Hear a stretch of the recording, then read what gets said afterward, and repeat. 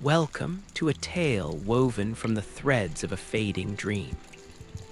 As the world outside settles into a deep and watchful silence, let us turn our thoughts to a realm where history is not a record, but a wound, and where the most brilliant light casts the longest, most stubborn shadow.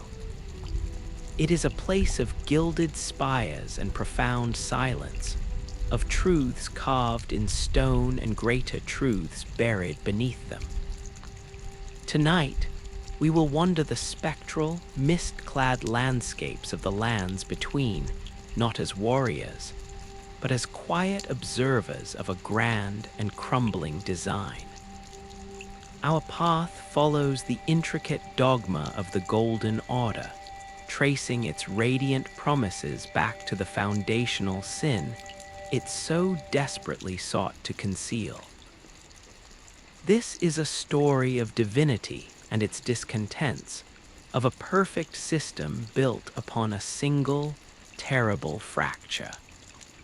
So find a comfortable rest, and let the weight of this ancient world settle around you like a soft, melancholic shroud.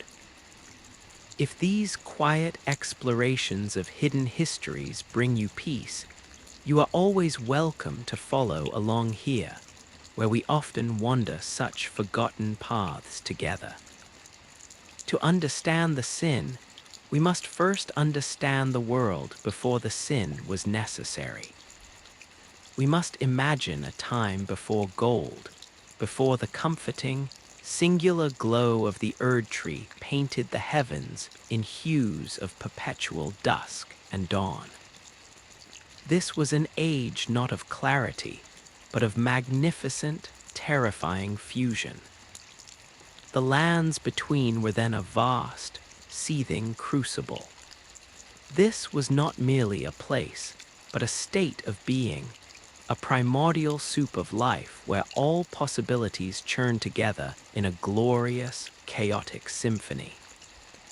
In the deep, shadowed valleys, and on the peaks of mountains that have long since crumbled to dust, life did not follow the elegant, separate lineages it would later be forced into. Here, the essence of every creature that would ever be, the beast, the man, the dragon, the bird, the root, and the wing, all swirled in a single, vibrant, and often monstrous current. It was a world of chimeras, not by design, but by nature. Beings with feathers of stone, with breath of magma, with limbs that were both root and sinew, walked under a sky that pulsed with the raw, unrefined power of creation itself. This was the age of the ancient dragons, whose scales were not yet stone, but glistening gravel, whose raws were the thunder that shaped the continents. They ruled from storm-wreathed fortresses, their power drawn from the very chaos of the crucible, a testament to a world where strength was born of diversity, of everything mingled into one. And then, from the silence between the stars, came a new will, a desire not for chaotic becoming, but for singular being. This was the greater will, a consciousness vast and distant, and it sent not an army, but a concept made flesh. The Elden Beast, a creature of living, sentient gold, a star that fell and became a seed. Where it touched the earth, the chaos began to still. The swirling, multicolored energies of the crucible were drawn, like iron filings to a magnet, toward this new, radiant point of order. The beast was both messenger and vessel, and within it was contained the blueprint for a new reality, the Elden Ring, the metaphysical structure of all laws. Its arrival was a gentle, inexorable pressure, a gravitational pull on the very soul of the world. The primordial dragons, those lords of storm and stone, felt this imposition, this demand for a single hierarchical truth to replace the many truths of the crucible. Their confrontation with the new order was not merely a battle for territory, but a war of philosophies. The chaotic, free-form majesty of the old world against the structured, luminous dogma of the new. And from that conflict, a compromise was etched in lightning. The dragon lord Placidusax, his body a testament to the old fusion with multiple heads ruling in tandem, awaited a god that fled, his age already passing into myth even as the first golden leaves began to unfurl. For that seed grew. It drank from the concentrated essence of the crucible, and from that rich, wild soup, it began to distill something pure, something singular. It grew into the Erd tree, but not the Erd tree we know, not yet. This first tree was a more primal thing, its bark perhaps darker, its light a deeper, more amber hue, its roots still tangibly connected to the wild, fused life below. Its grace was a bounty, but a chaotic one, a blessing that could manifest as a third eye, as wings of light, as skin of bark, as the horns of a beast. These were the blessings of the crucible, and for a time they were celebrated, seen as marks of divine favor, signs of a direct connection to the raw, creative force of the world. But within the new order taking shape, within the cold, perfect logic of the Elden Ring carried by the beast, these manifestations were already becoming impurities. They were reminders of a past that was messy, unpredictable, and free. They were evidence that the glorious, golden present was built upon a foundation that was anything but pure. And so, the stage was set. The need for the new order became, in the minds of its architects, a desperate one. To justify its own existence, to make its light seem not just different, but inherently better, the wild, beautiful fusion of the past had to be redefined. It had to be named not as origin, but as mistake. Not as sauce, but as sin. And to build a perfect, gilded world, one must first dig a deep, dark hole in which to bury everything that does not fit. From this need arose a vessel, and from the vessel, a dogma. Her name was Marika, and she emerged from the shadows of that transitional age not as a conqueror with a sword, but as a sculptor with a chisel. She was chosen, or perhaps she chose herself. The distinction blurs in the ancient texts to be the mortal anchor for the Elden Ring. The greater will needed a hand to wield its concept, a voice to proclaim its laws, and it found in Marika a will of unimaginable strength and clarity. She did not merely accept the ring. She took it into her very being, becoming the living heart of the new reality. Her ascension was a quiet, profound cataclysm. In the divine forge of her body, the abstract principles of the Elden Ring were hammered into fundamental, unbreakable laws. The first and most profound was the sealing of destined death. Imagine the weight of that act. In the crucible, life and death were part of the same turbulent cycle, a constant ebb and flow of energy. But Marika, with a gesture that echoed through all of time, took the rune of death, a natural, necessary force, and carved it out. She gave it a shape, a name, and then she locked it away, entrusting its guardianship to her shadow-bound half-brother, Malekith. Death was no longer a destiny, but a contingency. It became a mark of disfavor, a thing that happened only to those outside grace, while within the light of the Erd tree, life stretched on in a prolonged, golden afternoon. This was the first and greatest promise of the Golden Order, not just safety, but permanence. And from this central act flowed all other dogma. The principles of regression and causality became the twin engines of its logic. Causality was the visible chain, the straightforward logic that every action has a reaction, that a thrown stone will cause a ripple, that a sin will beget a punishment. It was the law of connection, of narrative, of history moving forward in a sensible line. But regression was the deeper, more haunting principle.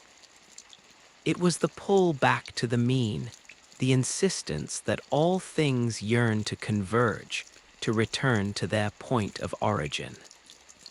In the Golden Order's teaching, this origin was, of course, the Erd tree itself. All life, all matter, all souls were seen as fragments of its glorious light, yearning to reunite with the whole. This philosophy served a dual purpose. It explained the beauty of the world as a reflection of the divine, and it pathologized any deviation from that path as a sickness, a failure to return. Thus, the blessings of the crucible, the horns, the feathers, the tails, were no longer marks of ancient favor. They were omen curses, grotesque regressions to a baser, impure state, and they were hunted, excised, and buried deep beneath the capital. Those who, through flaw or fate, experienced true death and yet continued to move were branded those who live in death, the ultimate heresy against the sealed cycle, and their eradication became a holy crusade. The Golden Order was now complete, a theological system that explained everything, and a physical restructuring of reality that enforced it. It was a perfect, closed loop of belief and law, where every question had an answer, and every answer pointed back to the radiant, unwavering truth of the Erd tree and its eternal queen. To propagate this truth, a lineage was required, a dynasty of such splendor that its very existence would prove the Order's virtue. Thus began the Golden Lineage, a family tree meant to be as perfect and structured as the dogma itself. At its head stood Godfrey, the first Elden Lord.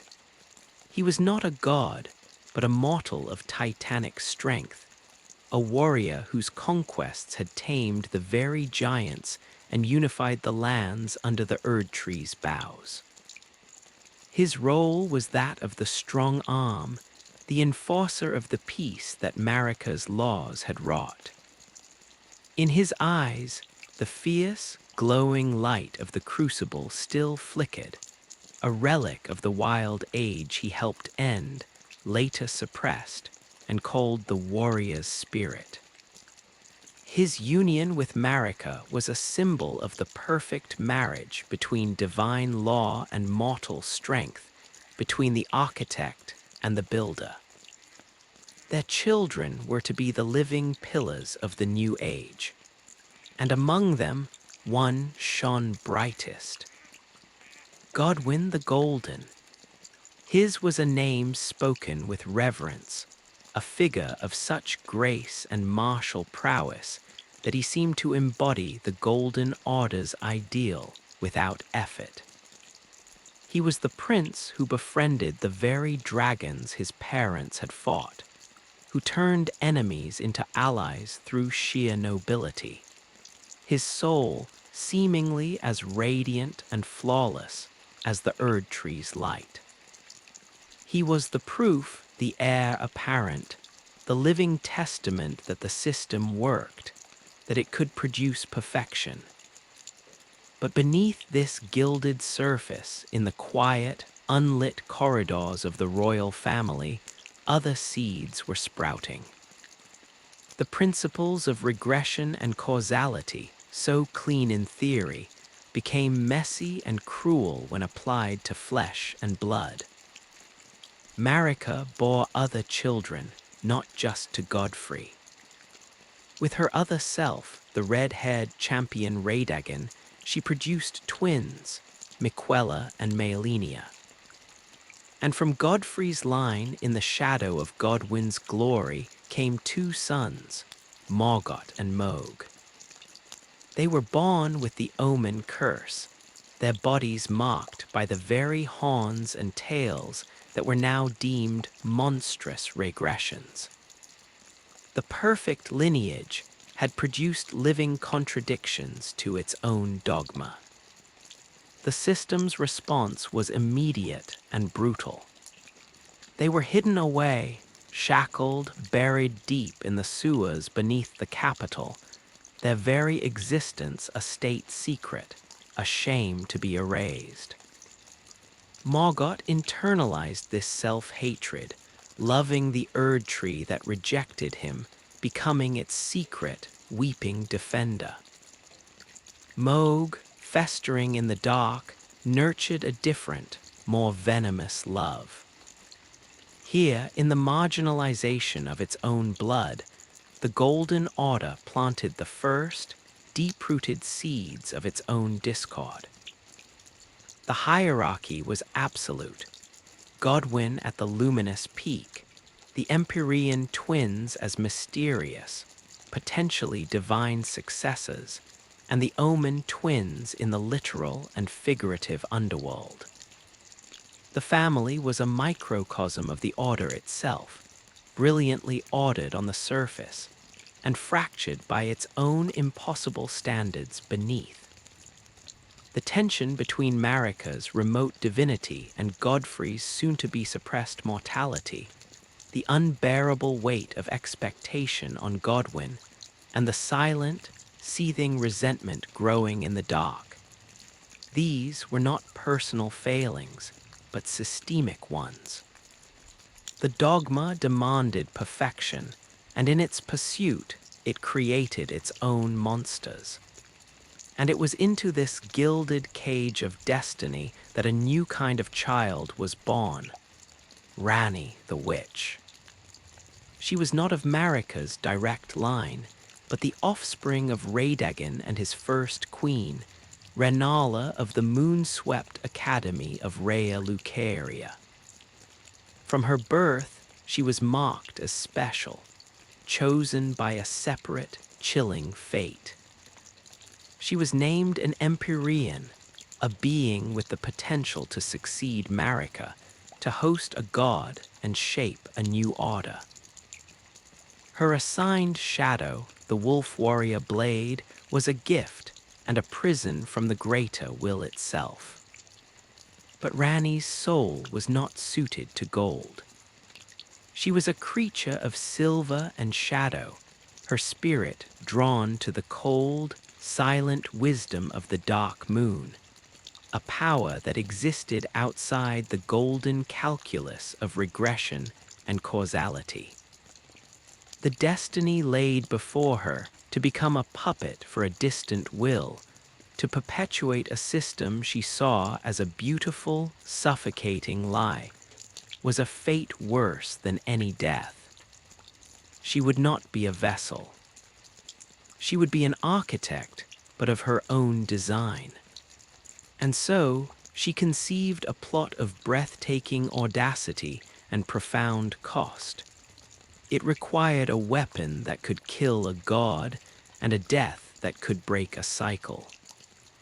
She conspired with the assassins of the Black Knives, who were themselves Numen women, kin to Marika's own kind, and steeped in the power of the stolen rune of death. On the night of the Black Knives, two destinies were severed in one terrible, synchronized stroke. In one place, in the royal chambers of the capital, Godwyn the Golden was targeted. But this was not a mere physical death. The ritual, guided by Rani's sorcery, was precise and perverse. They killed his soul. They etched the half-wheel of the centipede, the symbol of destined death, onto his being, but only onto its spiritual half. His body lived on, empty, a pristine vessel bereft of its golden light. And at the very same moment, far away in her spectral study, Rani performed the complementary act.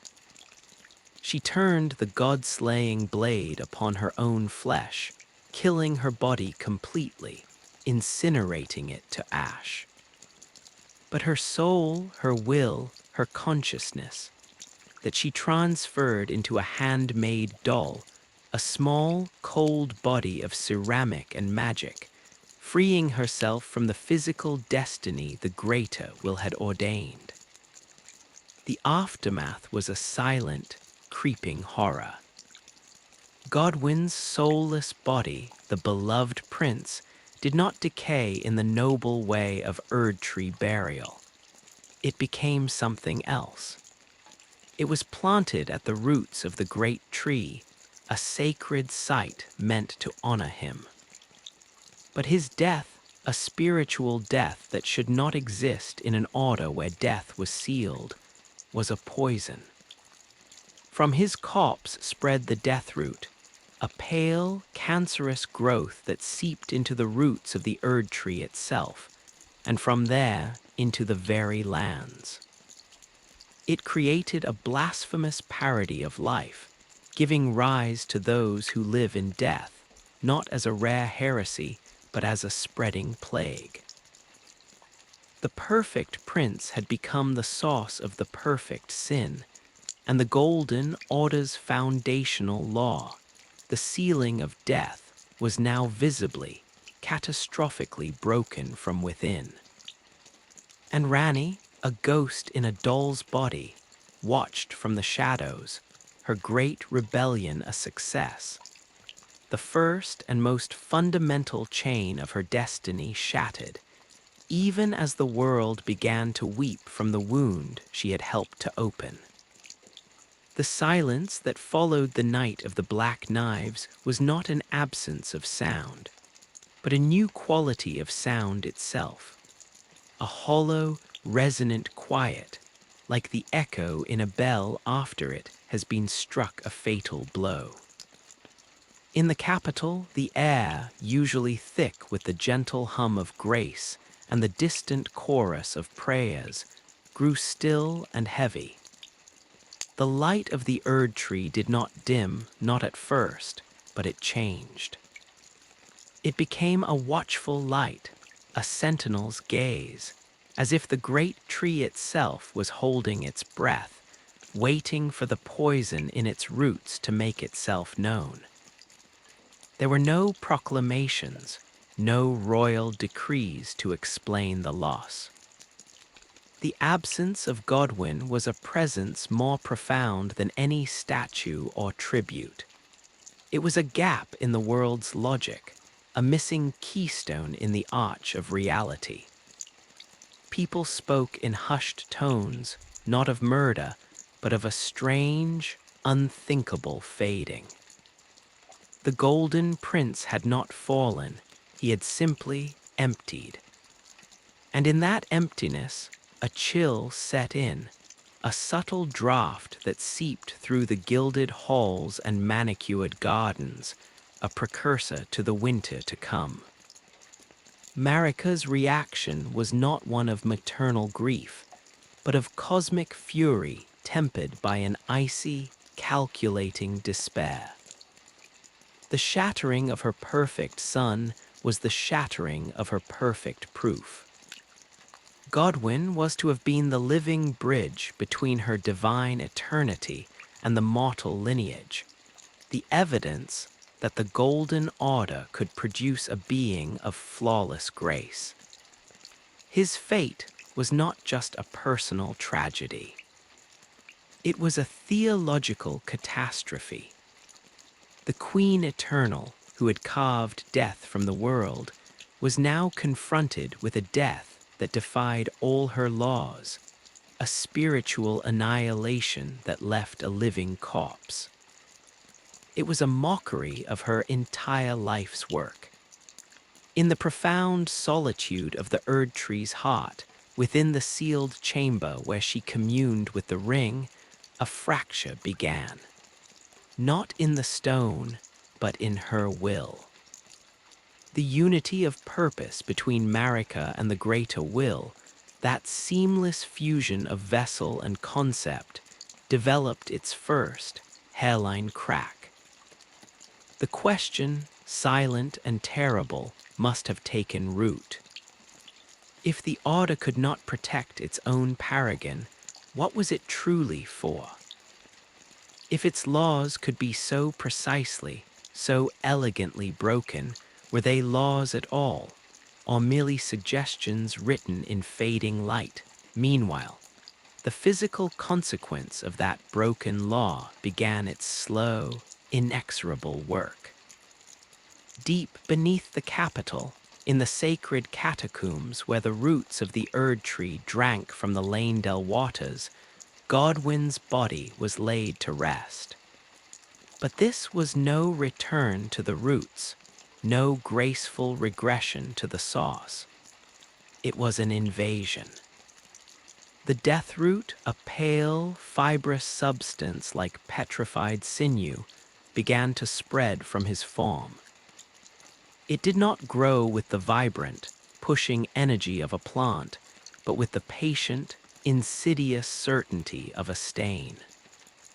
It crept along the great roots, its touch leaving a sickly, phosphorescent pallor on the gold-veined wood.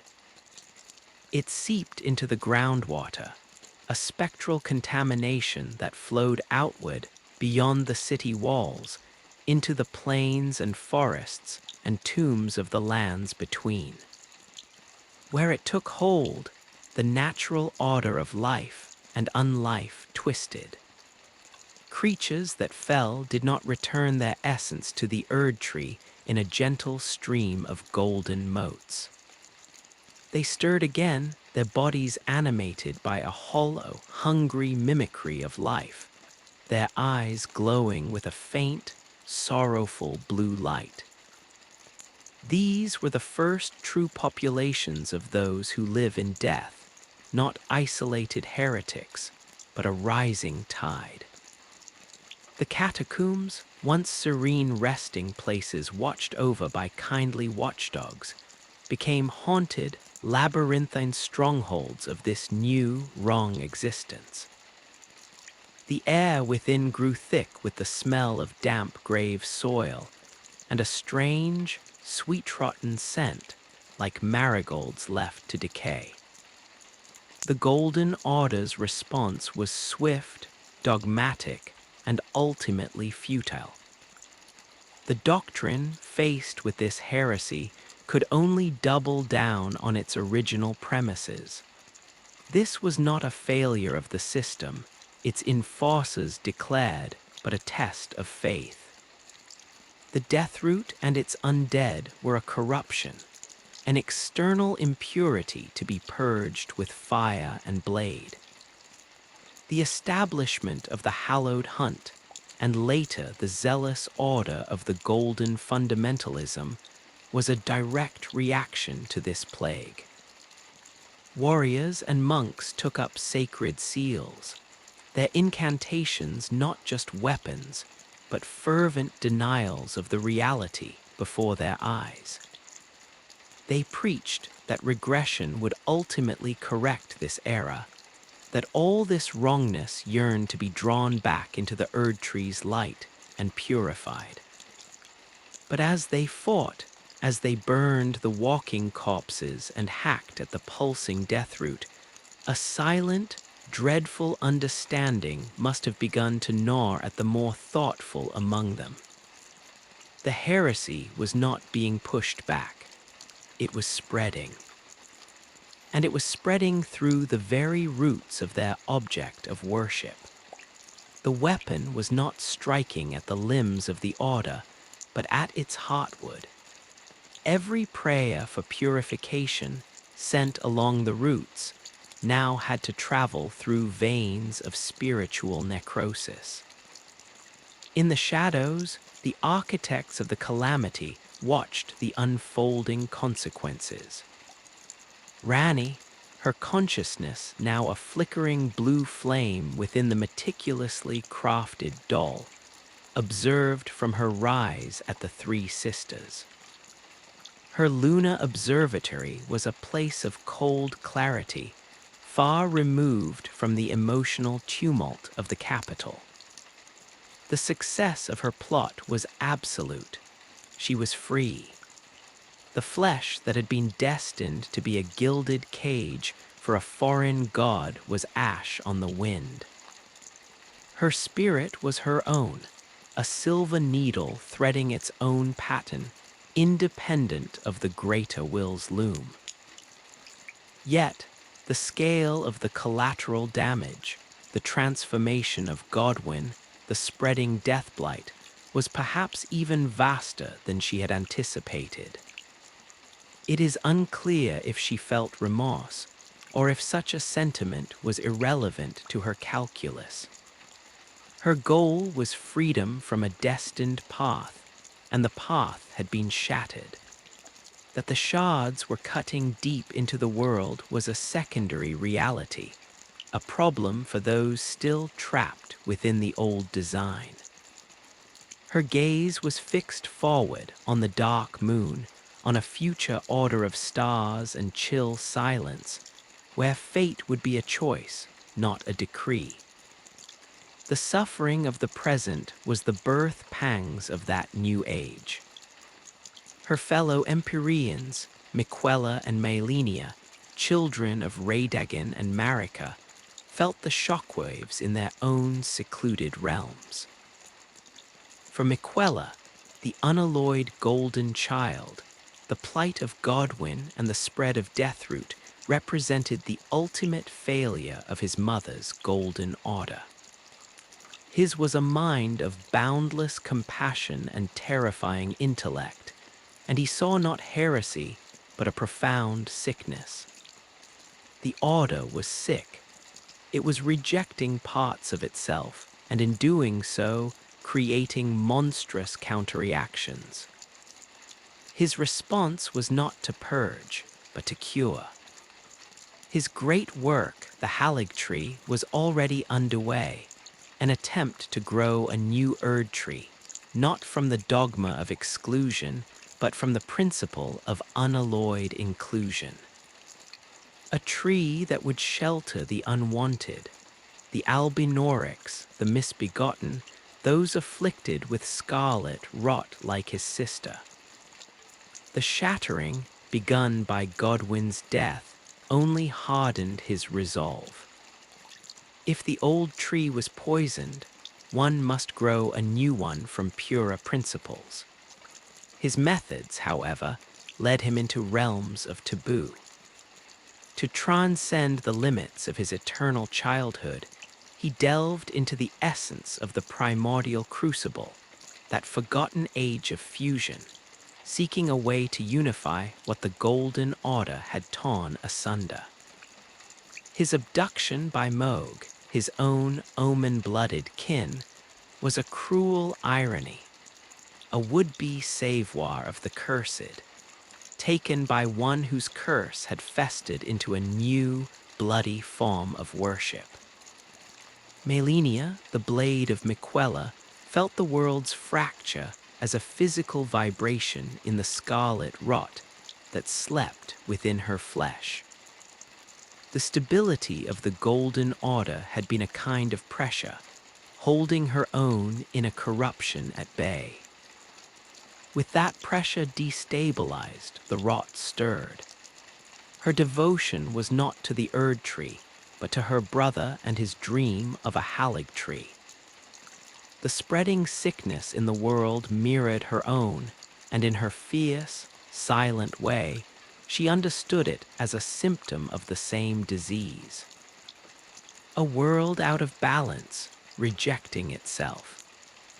When she would later face Radon, the mightiest of the demigod siblings, in the wastes of Seaweed, their colossal battle was more than a territorial war. It was a clash of two responses to the broken world.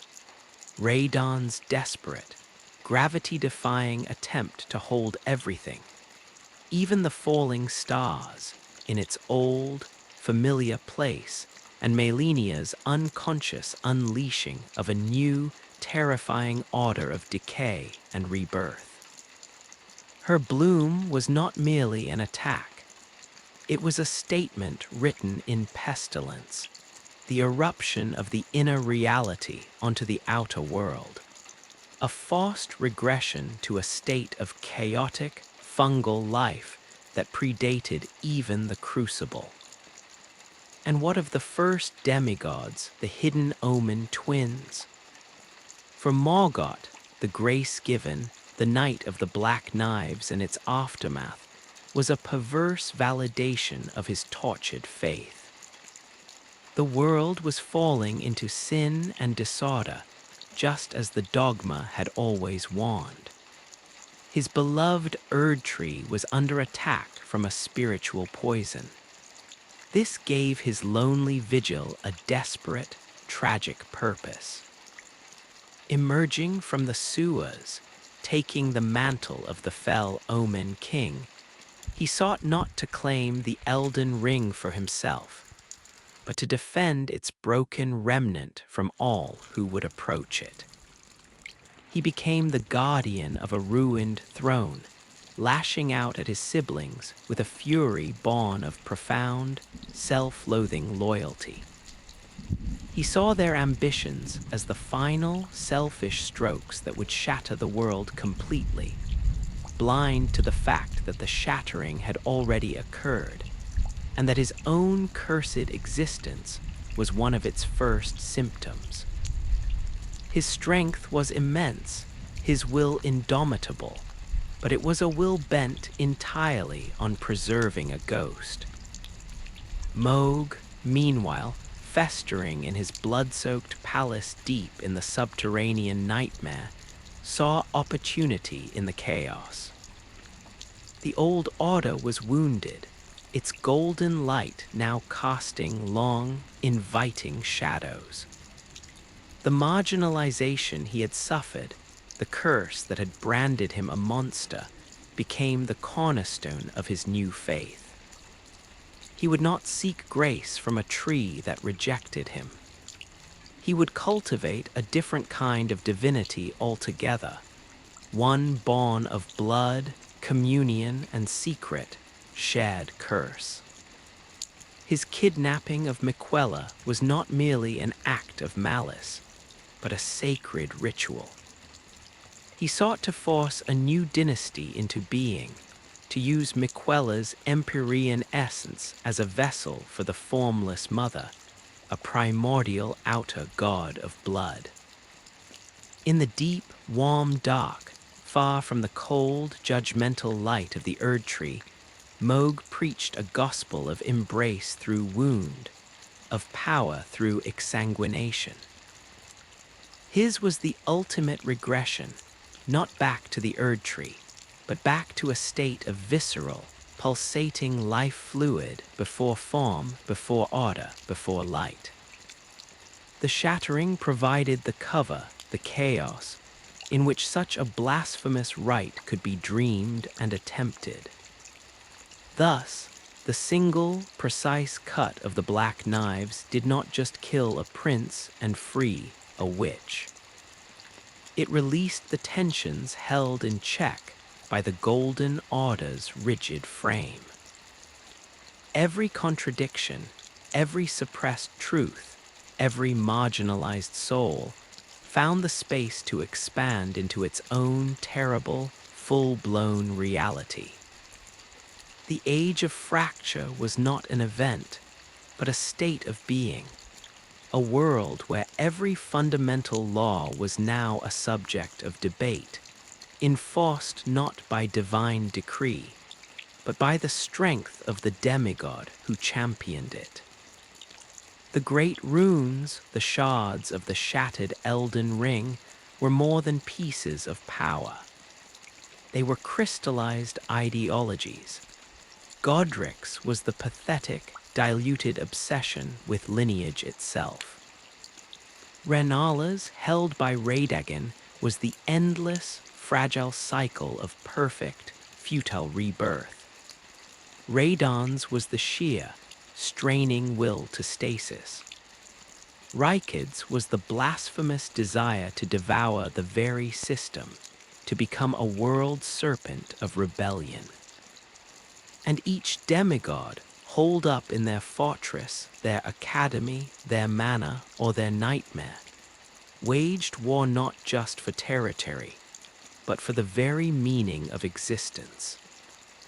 The battlefield was the lands between itself, and the soldiers were every living and unliving thing caught in the crossfire of these competing, absolute truths. The gentle guidance of grace was gone, replaced by the erratic, beckoning lights that called the tarnished home not to restore, but to choose. To become the variable in a broken equation, the new weight upon the scales, destined to decide which of these fractured dreams, if any, would be made whole, and what shape that wholeness would finally take. The war that followed was not a war of banners and pitched battles, though those occurred in bloody, grinding abundance. It was a war of atmospheres, a slow poisoning of the very air and earth by conflicting absolutes. To walk the lands between in the long centuries of the shattering was to journey through a landscape of contested reality, where the ground underfoot could not agree on its own nature. Take the great plain of Limgrave, once a land of lush, temperate grace. Under the fractured sky, it became a schizophrenic tapestry. In one valley, the grass might grow a vibrant, almost aggressive green, fed by lingering Erdtree blessings that now pulsed erratically, without rhythm. The next ridge over could be a blighted heath, where the soil was pale and crumbly, and the skeletons of deer picked themselves up with a faint, clicking sound, their hollow orbits fixed on some distant, sorrowful memory. The weather itself was indecisive. Golden showers of gracelight might fall in a warm, soothing drizzle, only to be ripped away by a sudden, howling gale from the Stormville foothills. A wind that carried not the scent of rain, but of damp stone, old feathers, and the metallic tang of a never-ending siege. The creatures of the land reflected this dissonance. A pack of wolves might have eyes glowing with the fierce gold of grace-given purpose, while their fur was patchy with the gray, fungal blooms of minor deathroot infection. They were not corrupted. They were caught embodiments of a world trying to exist in multiple states at once. And above it all, the Erdtree still stood, but its light had taken on a terrible, passive quality. It no longer actively blessed. It loomed. Its golden radiance was no longer the warm light of a hearth, but the cold, distant glare of a watchtower lantern, illuminating a catastrophe it could not prevent. At its base, particularly on the seaward sides where the roots met the cliffs, the physical evidence of Godwyn's death was becoming grotesquely visible. The deathroot had not remained a subterranean stain.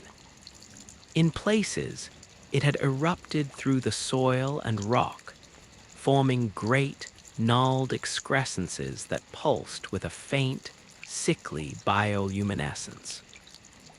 These were not plants nor stone, but something in between petrified agony given form. They grew in shapes that subtly mirrored Godwin's features. A cluster of roots might suggest a clenched fist. A smooth, pale protrusion could bring to mind the curve of a shoulder or a closed eyelid. The land itself was becoming a monument to the prince, not of glory, but of a specific, metaphysical wound. Pilgrims still came, but they did not pray for blessing. They came to witness, to touch the cold, wrong bark of these growths and feel the shudder of the broken cycle travel up their spines. Some, in their despair, saw it as a new, if terrible, form of grace, a sign that even in absolute violation, there was a kind of sacred presence. These were the early deathbird cultists who found a perverse comfort in the chill of the grave, a truth in the failure of the golden lie. Within the walls of the demigod's strongholds, reality had been coerced into a more local, more brutal consistency. Each shard-bearer had become a petty god, and their domain reflected their inner nature with a terrifying literalness. Stormville Castle, clutched in Godric the Grafted's trembling, many-handed grasp, was a monument to pathetic, piecemeal ambition. The castle itself seemed to be in a state of perpetual, wheezing decay. Its stones were not crumbling from age, but from a kind of spiritual anemia. Grafting, Godric's solution to his own perceived weakness, was not merely a physical practice. It was an atmospheric one. The very air in the courtyards and throne room felt stitched together. A draught from a high window would suddenly cut off, replaced by a stagnant pocket of warmth that smelled of sweat and fear. The whispers of the grafted limbs, sewn onto soldiers and beasts alike, created a constant, low hum of semi-conscious pain and confusion, a psychic static that frayed the nerves. The castle's famed stormhawks, once symbols of martial freedom, now had wings bolted onto their backs or blades grafted to their talons. Their cries a mixture of avian shriek and metallic scrape. To be in Stormville was to be in the presence of a desperate, collective sigh. The sigh of something trying and forever failing to be more than the sum of its scavenged parts. Far to the north, in the consecrated snowfields and the spectral city of the Haligtree, Miquella's dream enforced a different, gentler, yet equally absolute reality. Here, the chaos of the shattering was met not with force, but with a profound, willful silence. The blizzards that swirled around Elfil were not merely weather. They were a barrier of white noise, a visual static meant to drown out the conflicting signals of the broken world. Within the Haligtree's boughs, the light was soft, diffuse, and carried a faint, sweet scent, not the honeyed aroma of the Erd tree, but something like lilies and clean water. It was a light that soothed rather than judged. But this sanctuary was purchased at a cost. The reality here was fragile, dreamlike, and willfully blind. The misbegotten and albinorics who found refuge here moved with a quiet, cautious reverence, as if afraid a sudden noise might shatter the delicate peace. The tree itself, while magnificent, had an unnatural, almost too perfect symmetry, as if grown according to a blueprint of pure thought rather than wild nature. It was a reality of beautiful exclusion, walling out the harsh truths of the outer world, including the inevitable, creeping advance of Melenia's rot, which slept in a sealed chamber like a forbidden thought. And then there was Seelead, the starkest example of a demigod's inner world made manifest. Radon's great, tragic hold on the stars was an act of monumental nostalgia, a refusal to accept the new, fractured age. By halting the celestial cycles, he had sought to freeze time itself at a moment before the shattering. But the effort, coupled with Melenia's bloom, had created a hellish paradox.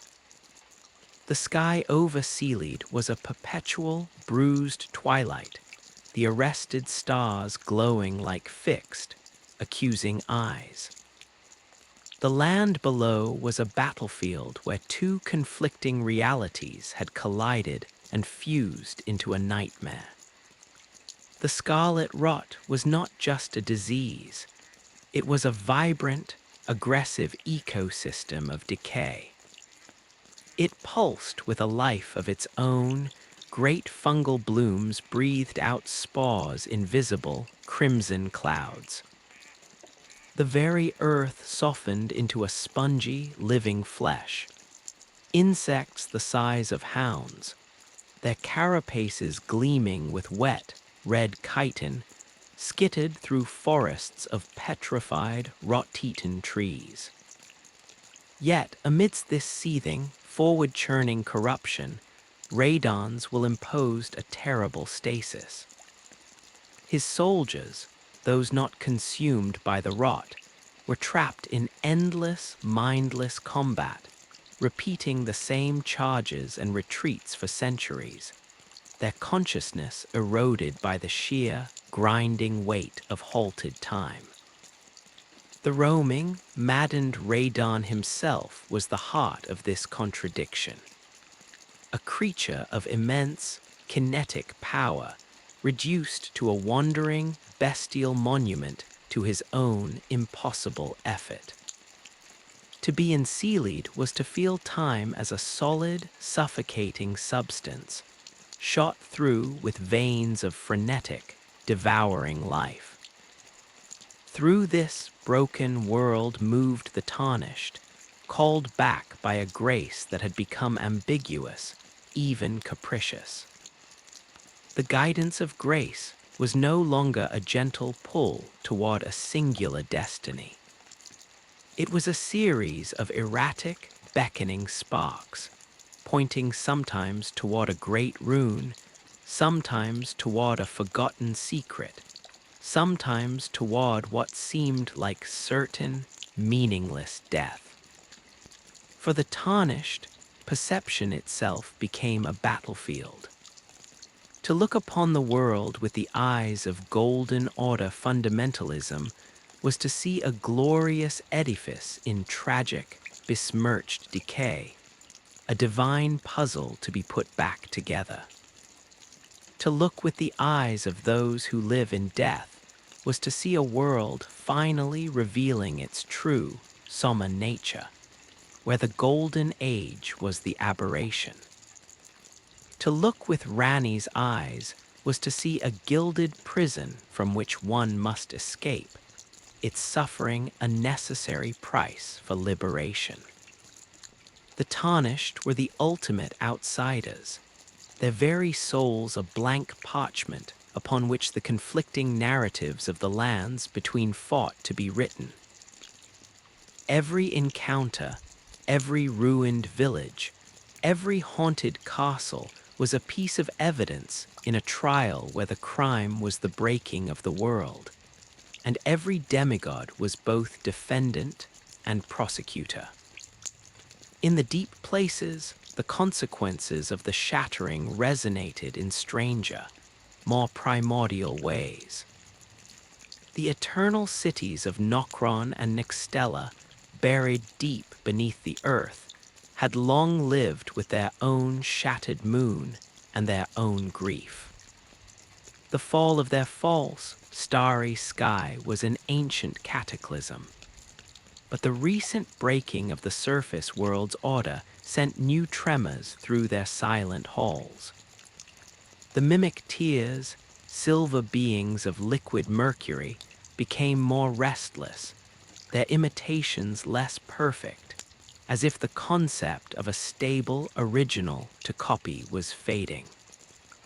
The ants that carved through the stone of the ruins grew larger, their movements more purposeful, as if the collapse of one hierarchy was making room for another, older and more insectile.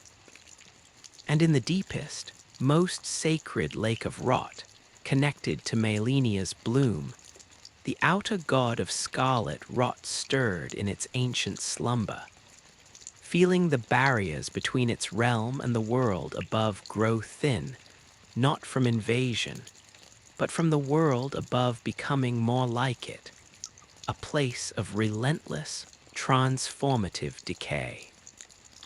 The shattering, therefore, was not a single event to be repaired. It was the opening of a valve.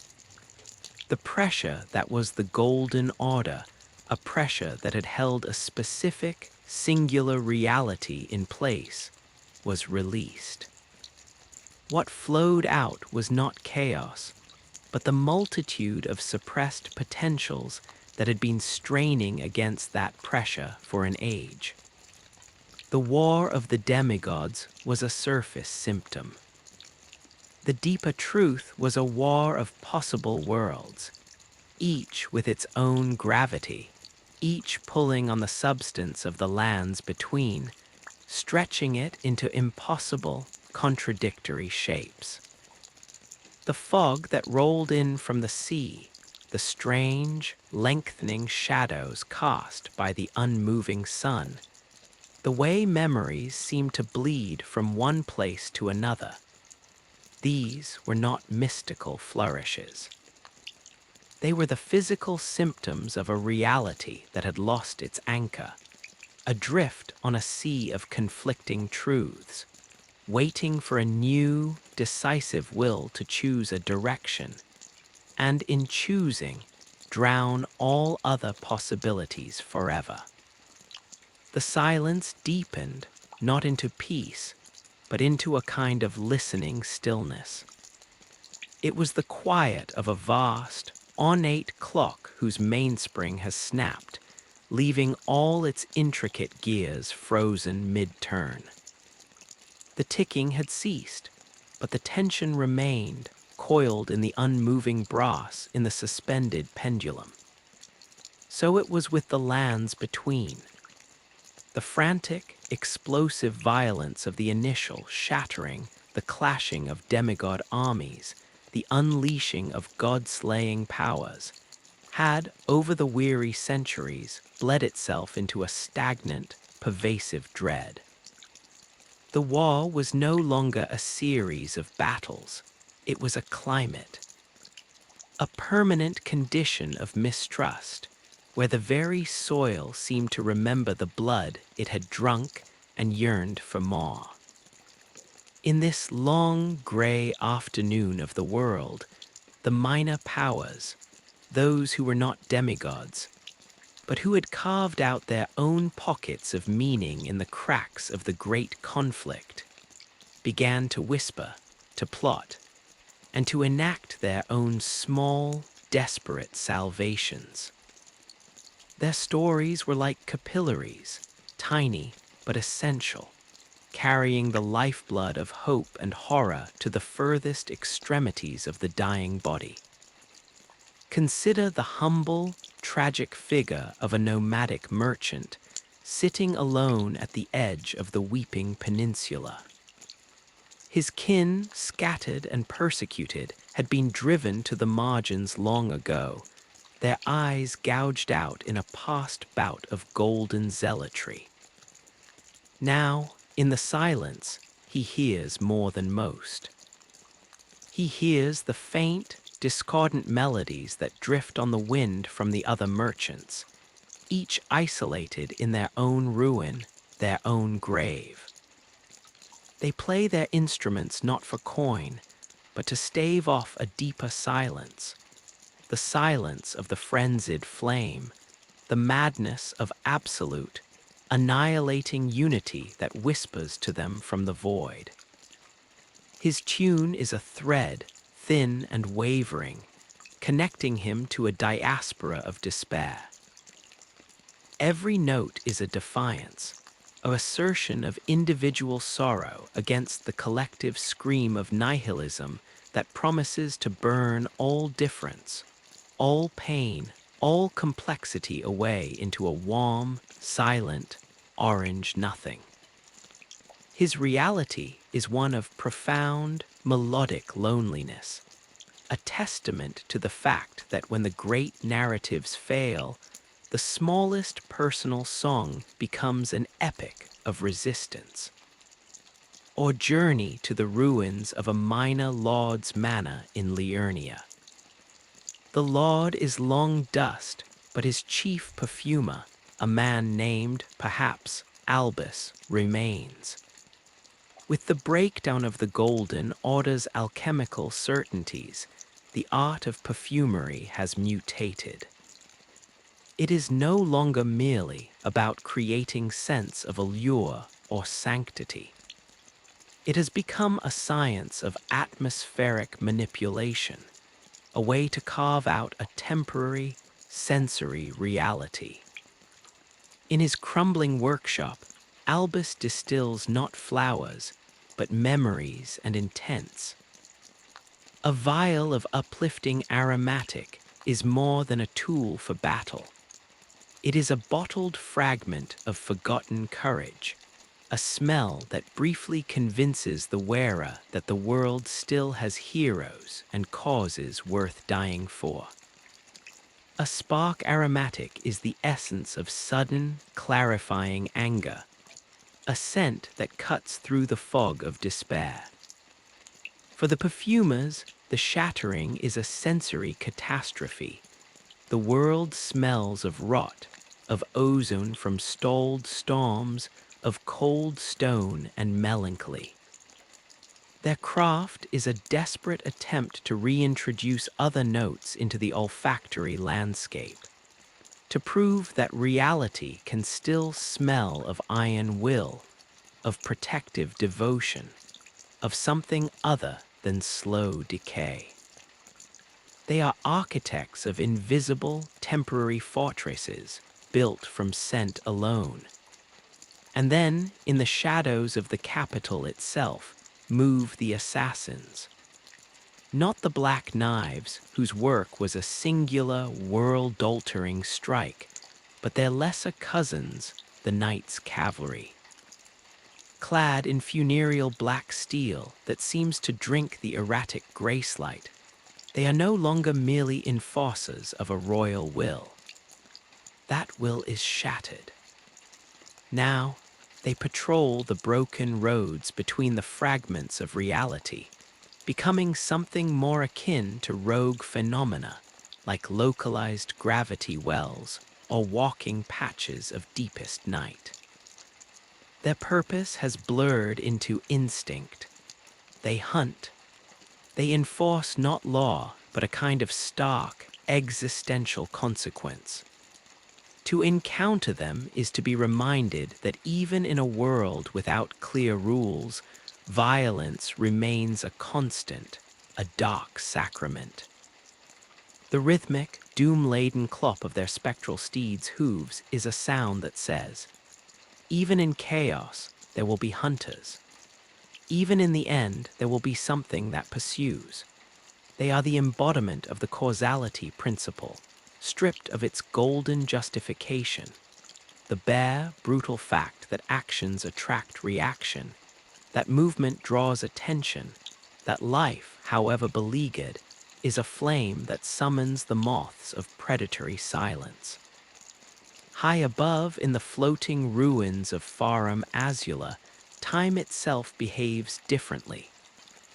It is not just slowed, as in Radon's domain, but shattered and whirling, a maelstrom of fragments. Here, the consequences of the shattering intersect with a far older cataclysm, the crumbling of the Dragon Lord's age. The very stones are memories, replaying moments of primordial lightning and bestial roars on a loop. To walk these cyclone-torn platforms is to risk one's own timeline becoming unmoored. A warrior might feel a sudden, ghostly fatigue from a wound not yet received, or see a fleeting vision of their own death from a perspective not their own. The dragons that remain, their scales turned to crumbling stone, are less living creatures and more like monuments to a specific moment of defeat, eternally falling yet never landing. Farum Azula is the world's subconscious, where all the repressed traumas, the fall of the dragons, the betrayal of Godfrey, the murder of Godwyn, swirl together in a violent, never-ending storm. It is a place where consequence has become unhinged from cause, where the past actively bites at the heels of the present.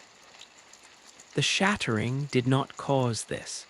It merely amplified it, allowing the tempest of this buried history to leak more forcefully into the crumbling present.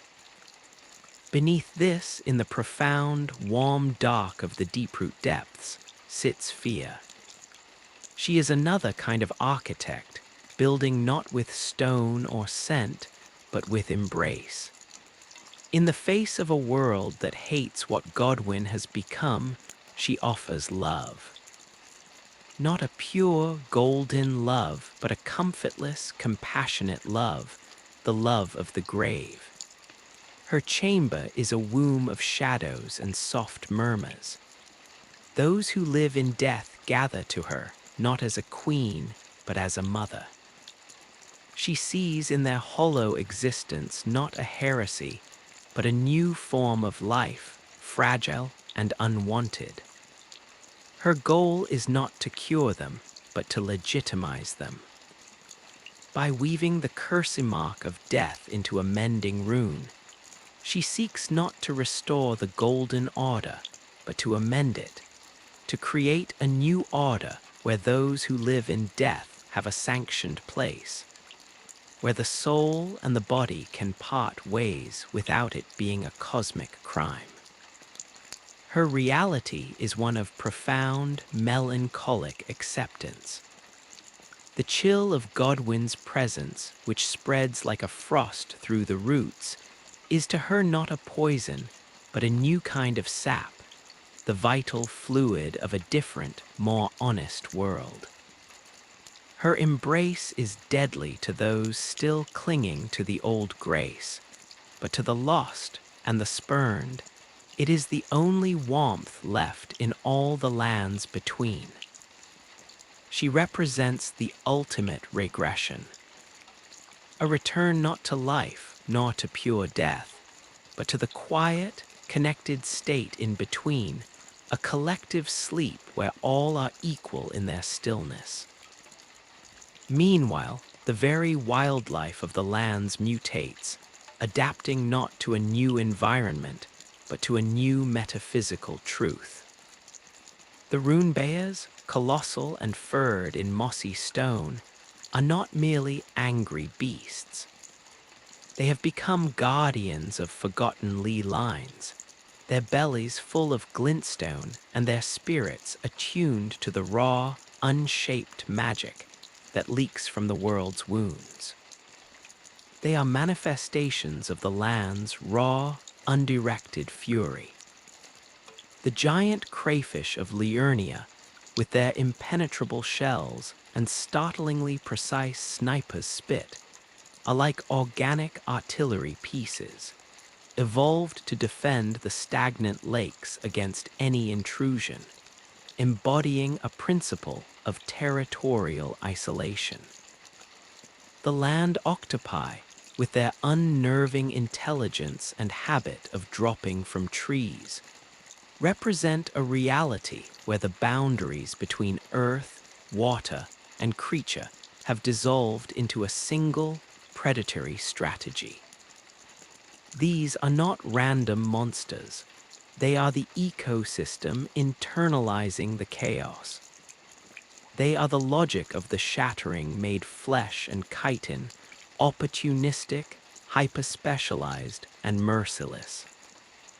And through it all, the two fingers at the base of the isolated divine towers continue their frantic, silent communion with a greater will that is now impossibly distant. Their stone skin cracks, their gestures grow sluggish. The guidance they offer to the tarnished is fragmented, often contradictory, paused from a signal drowned in cosmic static. They are like ancient, broken antennas, still pointed at a star that may have long since gone nova, receiving only echoes and fragments of the original command. Their very existence is a tragedy of failed communication. They enforce a dogma whose source has become unclear, promoting a unity that the vessel of that unity, Marika, herself shattered. The finger readers, blind women who interpret their twitches, speak in increasingly cryptic and desperate verse, trying to weave coherence from spasms. They represent the hollowing out of institutional faith. The form remains grandiose and imposing, but the animating spirit is gone, leaving only a desperate, mechanical persistence.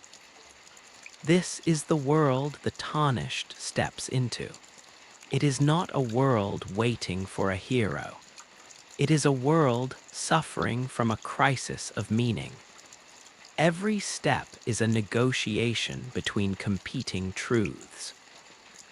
To drink from a flask of crimson tears is to accept the logic of a reality where vitality can be bottled and consumed. A concept that would have been alien to the graceful, circular sustenance of the Erd tree. To summon the spirits of long-dead warriors is to engage with a spectral economy of memory and loyalty that exists parallel to the broken cycle of life and death. To wield sorcery is to tap into the cold, logical calculus of the stars, a system of knowledge that predates and often contradicts the warm, faith-based certainty of incantation. The tarnished is a bricoleur, a scavenger of realities, piecing together a philosophy of existence from the shattered doctrines they encounter. The great sites of power, the divine towers, the minor Erd trees, the walking mausoleums, are no longer merely locations.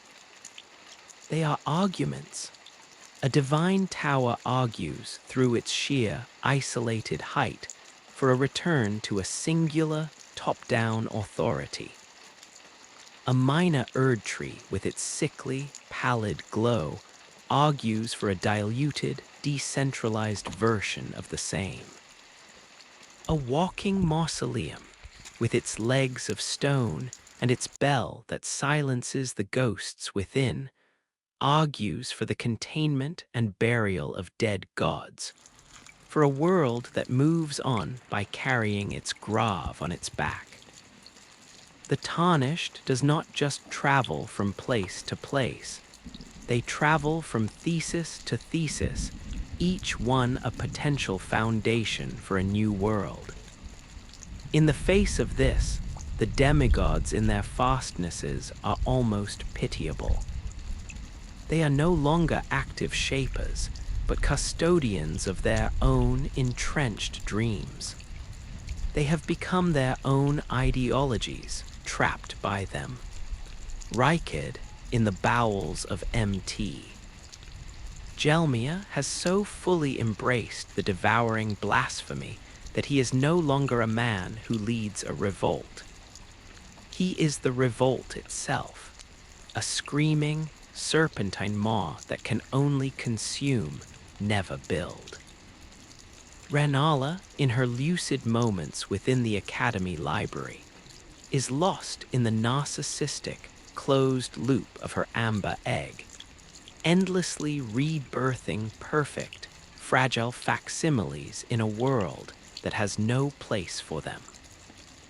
They are monuments, not monarchs.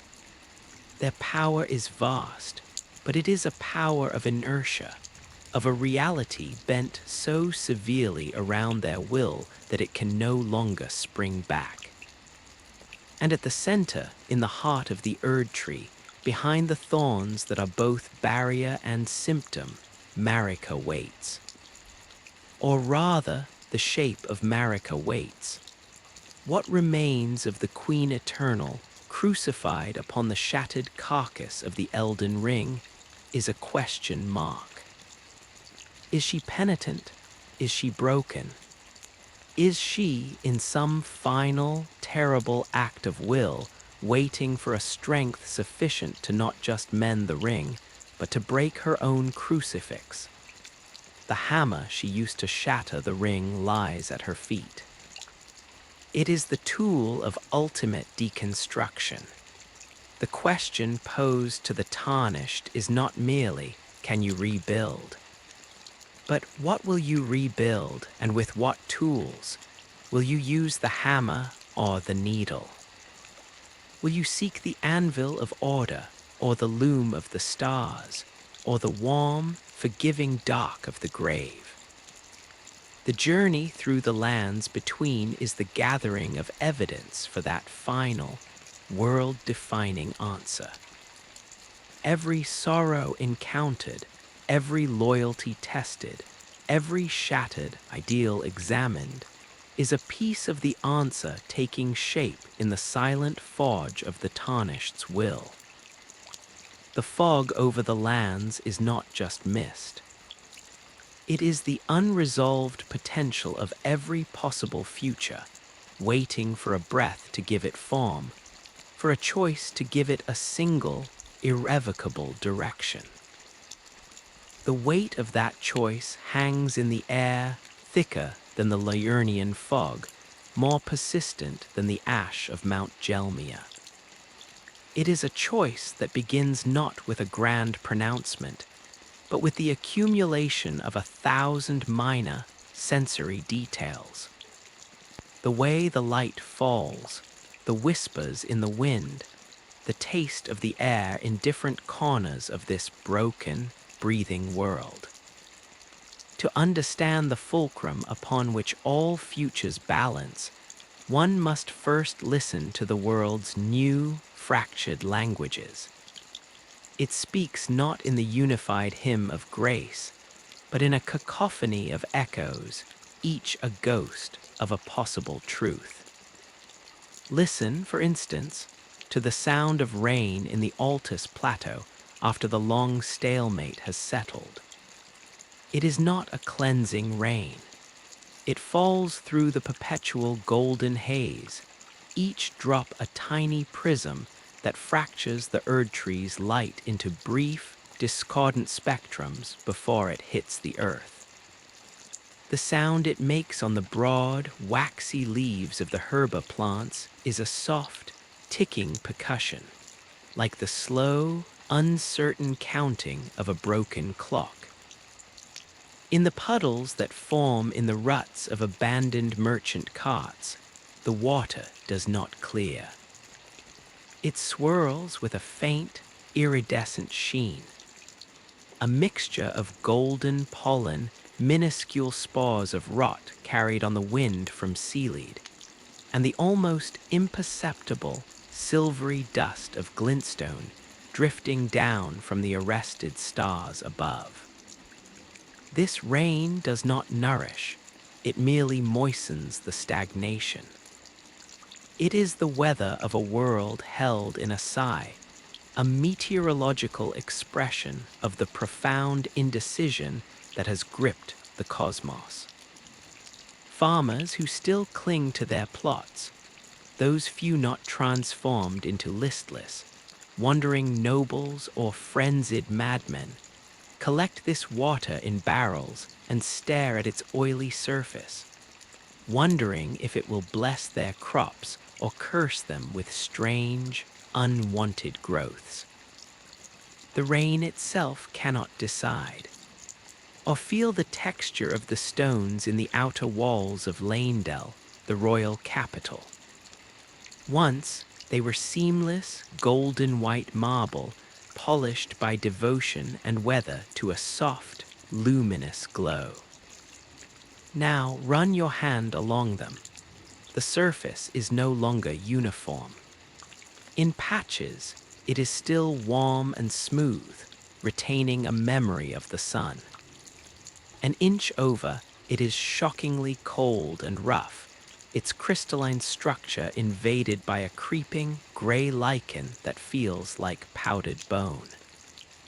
In other places, the stone has developed a spongy, porous quality, as if it is slowly transforming into petrified wood or coral, responding to the deathroot's influence snaking through the ground beneath. The walls are a living document of the conflicting energies that buffet the city. They are no longer a barrier against the outside world. They have become a membrane, absorbing and recording every shift in the spiritual climate. A soldier leaning against such a wall might feel a sudden, groundless dread seep into his bones, or a fleeting surge of forgotten courage. The architecture itself has become moody, temperamental, unreliable. And the scents. Oh, the scents are a lexicon of decay and defiance. In the shaded groves where the remains of the oracle envoys, those trumpet-headed prophets, lie still and silent, there is the smell of overripe fruit and wilted blossoms, the cloying perfume of a message that was never delivered, a hope that fermented into sweet melancholy.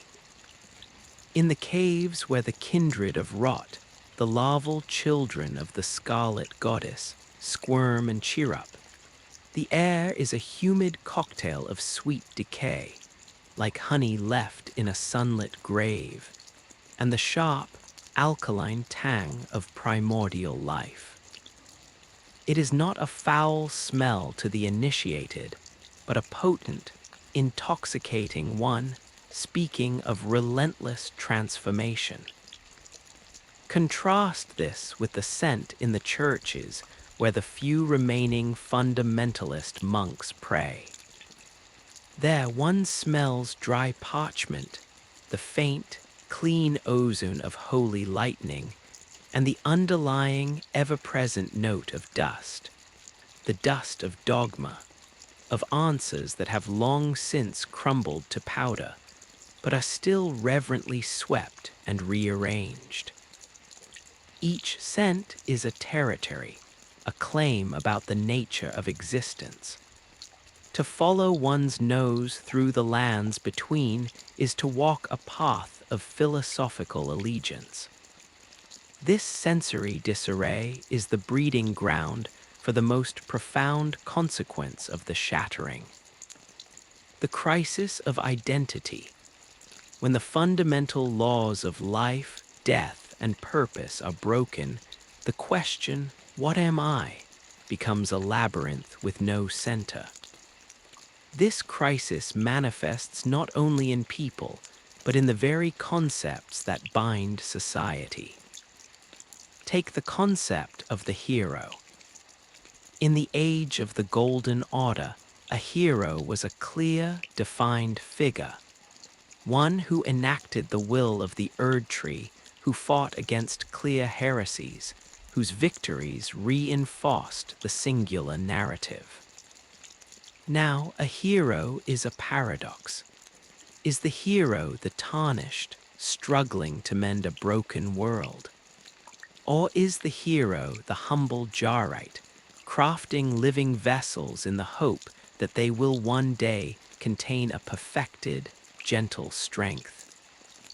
Is the hero the mad, grieving father in the windswept ruins of Morn, who clings to the memory of his daughter with a violence that twists his love into a monster? There is no consensus. The great sagas are unfinished. The epics have conflicting final chapters scribbled in their margins by different hands. The bards have fallen silent, or they sing only circular, mournful dirges that end where they begin. Without a unified world to be heroic within, the hero becomes a phantom, a shape everyone projects their own desperate need upon. Similarly, the idea of community has shattered into 1,000 fragile, desperate forms.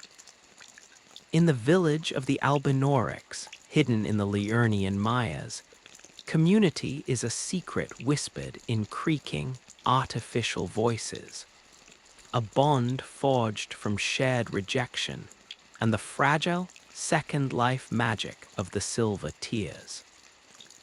It is a community defined by what it is not born of the Erd tree, not blessed by grace, not fully flesh. Their togetherness is a huddle against the cold indifference of the world above. In the volcano manor of MT, Gelmia, community is a bloody pact, a shared rebellion so absolute it demands the dissolution of the self into the great, devouring serpent. To belong is to agree to be consumed.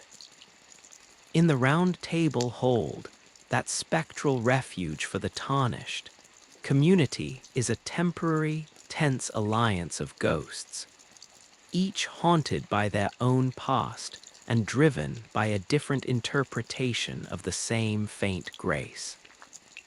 They share a space, but not a purpose. They are a gathering of solitudes, their fellowship as insubstantial and volatile as the hold's flickering firelight. This fragmentation of meaning reaches even into the realm of knowledge itself. The Academy of Rea Lucaria, once the zenith of intellectual pursuit, is now a tomb of frozen thought. The debate between the glintstone sorcerers and the fundamentalists is over, not because it was resolved, but because the universe stopped providing clear answers. The stars are held in place, their movements, the very source of sorcerous prediction and logic, are frozen. The golden principles of the order are visibly broken, making faith a matter of stubborn will, not observable truth. So the scholars turned inward. Their debates became smaller, more arcane, more obsessed with the architecture of knowledge itself rather than its application. They now study the crystalline structures of glintstone with a fetishistic intensity, as if the secret to a new world lies in the perfect geometric arrangement of atoms, not in the stars they once reflected. Others, like the preceptors, delve into the manipulation of consciousness, using the puppets of Seluvis as a way to avoid the messy, broken reality of free will altogether. The pursuit of knowledge, when divorced from a coherent world to know, becomes a kind of narcissistic madness, a rearrangement of furniture in a burning house. Amidst this, the natural world, ever adaptive, begins to offer its own wordless commentaries. The emergence of the walking mausoleums is perhaps the most poignant. These colossal, stone-helmed creatures with cathedral bodies and legs that shake the earth are not mere dungeons. They are ambulant grief. They are the land's response to the death of demigods whose souls were not returned to the Erd Tree. The world, in its own slow, geological consciousness, could not process these deaths. So it did the only thing it could. It grew stone shells around the corpses, bellies to silence the weeping ghosts within, and set them walking. Their endless, ponderous patrol is a funeral procession that never ends, a constant, physical reminder of deaths that cannot be digested by the broken cycle. The sound of their bells is the sound of the world trying and failing to mourn. It is a deep, somber tone that does not echo so much as it is absorbed by the very air, leaving a silence that feels heavier afterward. And what of the gods themselves? The outer gods, those vague, immense consciousnesses that hover at the edges of reality. The shattering was a dinner bell. The greater will's vessel is broken, its order in disarray. The barriers are thin. The formless mother, god of wound and blood, finds purchase in Mog's desperate, violent devotion.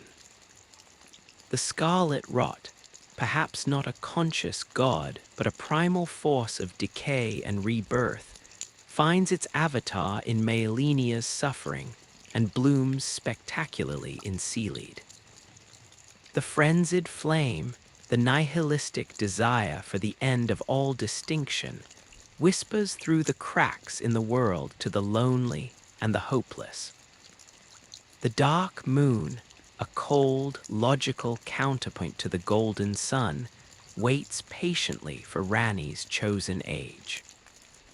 These are not active invaders. They are atmospheres, conditions, finding entry points where the reality of the golden order has worn through. The war of the demigods is, on a higher, more terrifying plane, a proxy war of these outer influences, each seeking to have its nature become the new law of the land. The lands between have become a crucible once more, not of fused life, but of fused ideologies, with the tarnished as the unwitting alembic. In this environment, every action the tarnished takes is a vote. To use a sacred incantation is to cast a vote for the possibility of the old faith, however reformed. To wield sorcery is a vote for the cold, intellectual order of the stars. To call upon the spirits of ashes is a vote for a world where loyalty transcends even the broken cycle of life and death.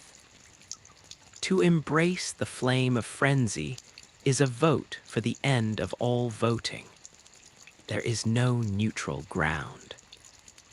Even inaction, lingering too long in the safety of a site of grace, endlessly farming the same mindless soldiers for runes, is a choice. It is a vote for stasis, for extending this painful twilight limbo. The world reacts to these votes. Align yourself with the golden fundamentalists, and the very undead may recoil from your presence, sensing the old, purifying hatred in your aura. Draw too deeply on the power of the arcane, and the living jaws may regard you with a wary confusion, as you smell of the void between stars, not of the earth they cherish.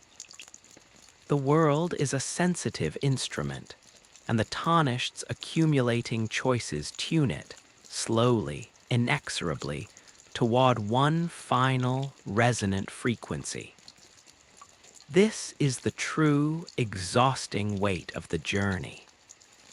It is not the weight of a physical burden, but the metaphysical weight of endless, compulsory interpretation. Every ruined chapel is not just a shelter, it is a question. What happened here? Was this a place of sanctuary defiled, or a prison of faith finally broken open? Every encounter with a wandering noble, moaning and clutching their head, is a philosophical puzzle. Is this the deserved fate of those who clung to a decadent order, or a tragic victim of forces they could never comprehend? The tarnished must become a historian, a theologian, a moral philosopher, and a detective, all while surviving the very real dangers of a world physically warped by these unresolved questions. The mind grows weary long before the body. The temptation to embrace a simple, brutal clarity, like that offered by the dung-eater's curse, which would make everyone equally, fundamentally defiled, becomes a siren song. At least it is an answer. At least it ends the questioning. And yet, glimmers of a different way persist. They exist in the small, stubborn actions that refuse grand narratives. The spirit jellyfish, drifting mournfully in forgotten ruins, seeking a sister promised long ago. Their quest is not for a new order, but for a single, personal reunion. The patience of the turtle pope, Muriel, who offers absolution and learning in a quiet church, insisting that love and tolerance can be their own doctrines, separate from any cosmic war. The dedication of Bok the seamster, whose only desire is to be of use, to alter garments with a careful, loving hand, asserting that care and craft are truths unto themselves, even if the world is ending. These are not world-shaking powers. They are tiny, delicate threads of a different kind of reality, one based on personal connection, gentle purpose, and meticulous care. They are easily severed, often overlooked, but they persist, like wildflowers growing through the cracks in a grand, stained plaza. They suggest a future not built on a new, dominating order, but on a careful, patient tapestry of such small, sincere truths. So as the tarnished stands before the impenetrable thorns of the Erd tree, the final, physical manifestation of the world's refusal to continue, all of this swirls within them. The sensory memories, the fractured identities, the whispered pleas of outer gods, the quiet examples of minor kindnesses. The thorns are not just a barrier, they are a culmination. They are the world's immune response, a desperate, final attempt to protect the shattered heart of the old order from any more change, from any final decision. To burn them is an act of colossal violence, a commitment to a path of destruction as a means to an end. To seek another way through the needle of Miquella, the curse of fear, the stars of Rani, is to reject the very premise of the Erd tree's centrality. The journey ahead, through the burning of the tree or around it, through the death of a god or the marriage to one, is not a climax, but a final, terrible synthesis. It is the moment where the tarnished stops collecting evidence and becomes the verdict. Their will, forged in 1,000 minor choices, must now be applied to the core of existence. They must take the chaotic symphony of the shattering, the screaming rot, the silent moon, the weeping death, the bloody communion, the guttering gold, and from it compose a single lasting chord, or choose silence. The fog over the lands holds its breath. The weight of every unlived future, every abandoned possibility presses down. The story does not end here at the thorns. It merely narrows from a vast, branching delta of maybes into a single, deepening channel, rushing toward a sea that is yet to be named. The thorns were not a wall, but a thicket of finality, each barbed vine a sentence of refusal written in living wood.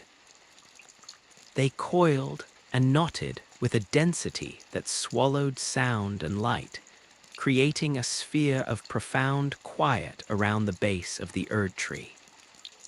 The air here was different, strained, like the atmosphere in a room where a terrible secret is being held behind a door by sheer force of will. It tasted of sap and ozone with an undercurrent of something else, something metallic and old, like the scent of a weapon long after it has been cleaned of blood. The golden light that cascaded from the canopy high above did not penetrate this briar.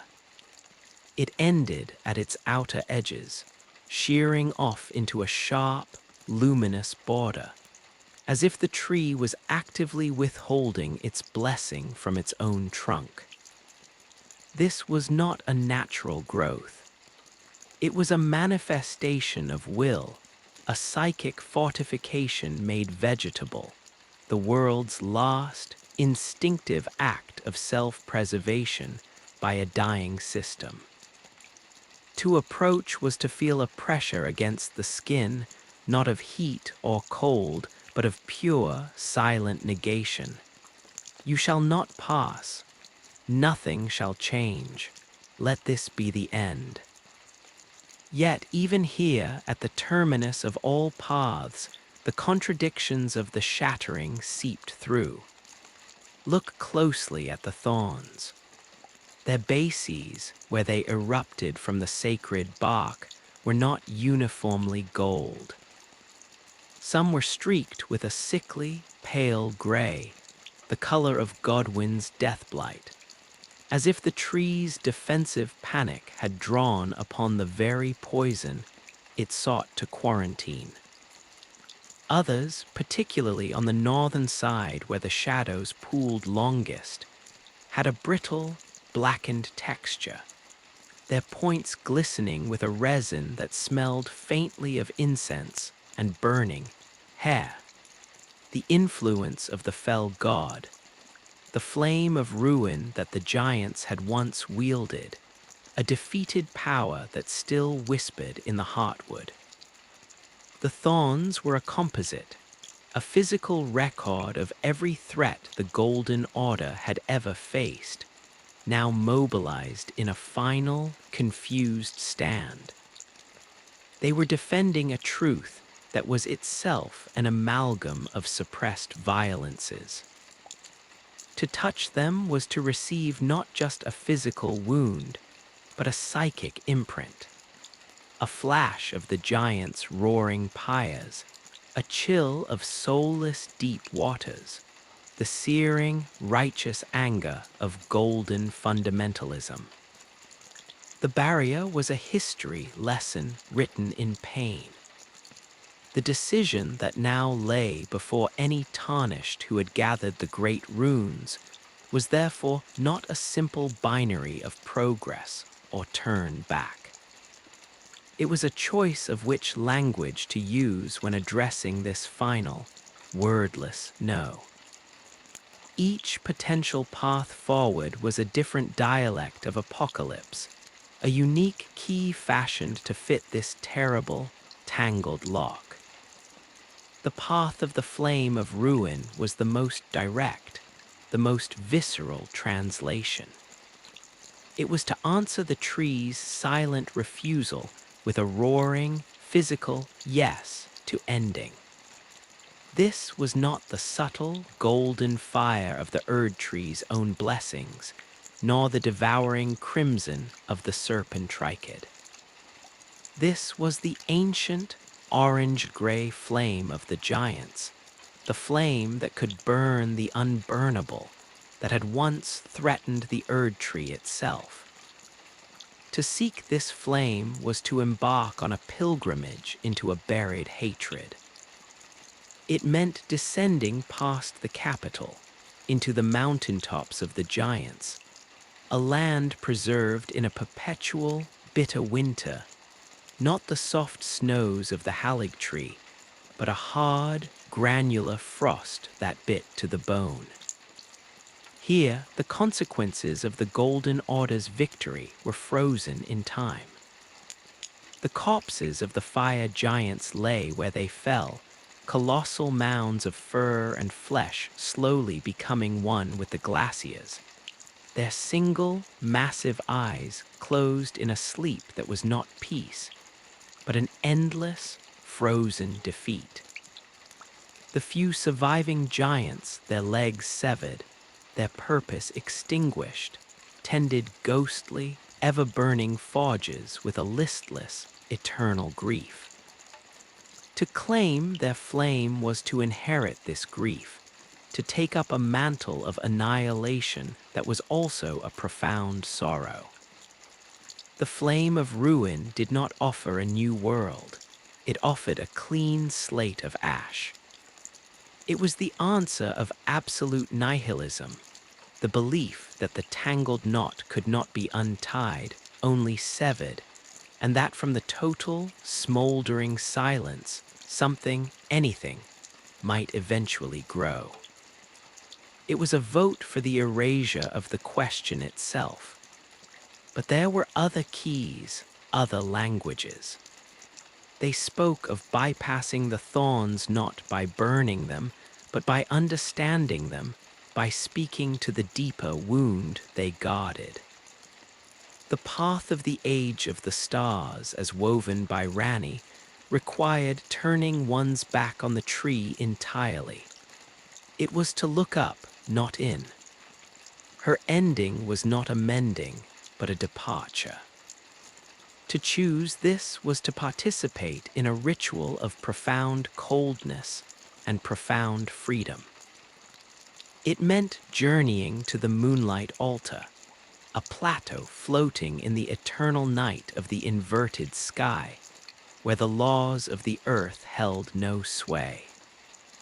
Here the air was thin and scentless, carrying only the silent hum of cosmic chill. The grass was silver, not green, each blade holding the faint, captured glow of starlight. To complete Rani's quest was to aid in the assassination of her own two fingers, an act of patricide against the very system that named her Empyrean.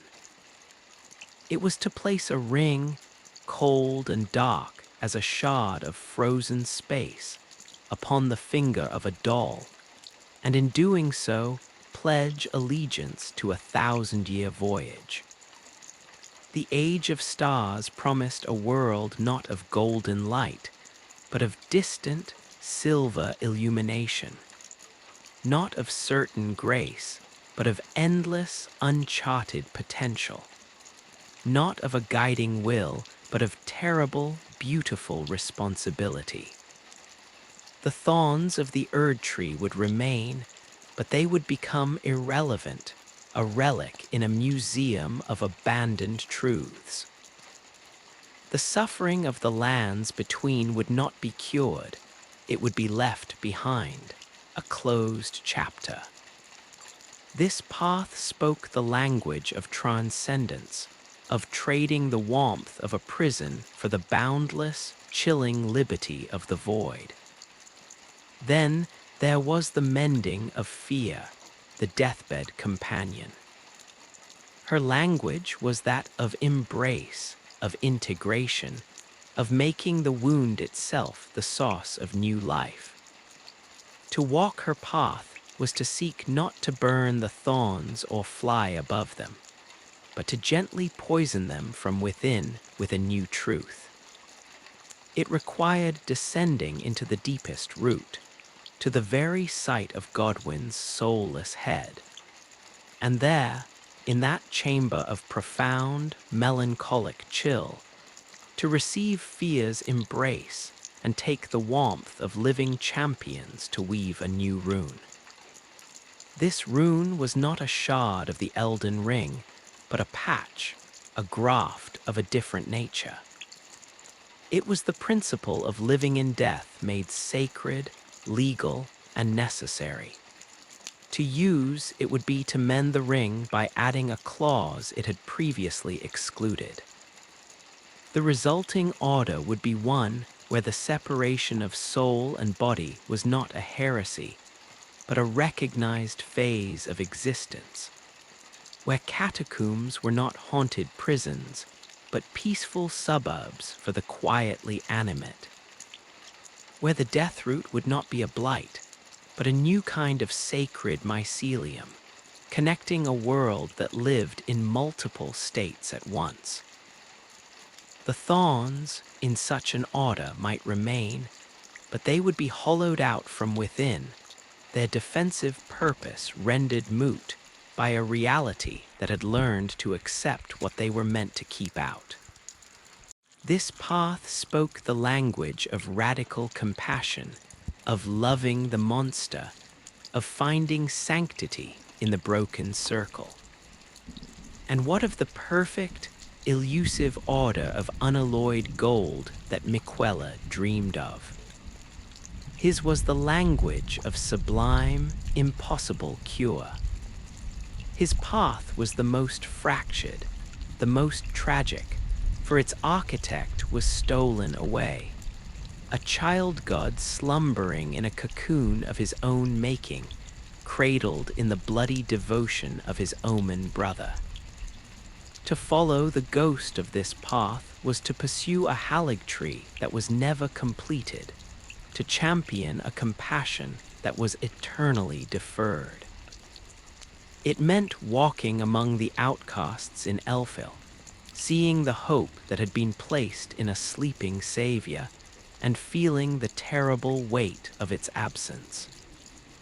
Miquella's needle, the tool that could perhaps repel the influence of outer gods and cure the scarlet rot, was a symbol of this path, a delicate, precise instrument for performing metaphysical surgery.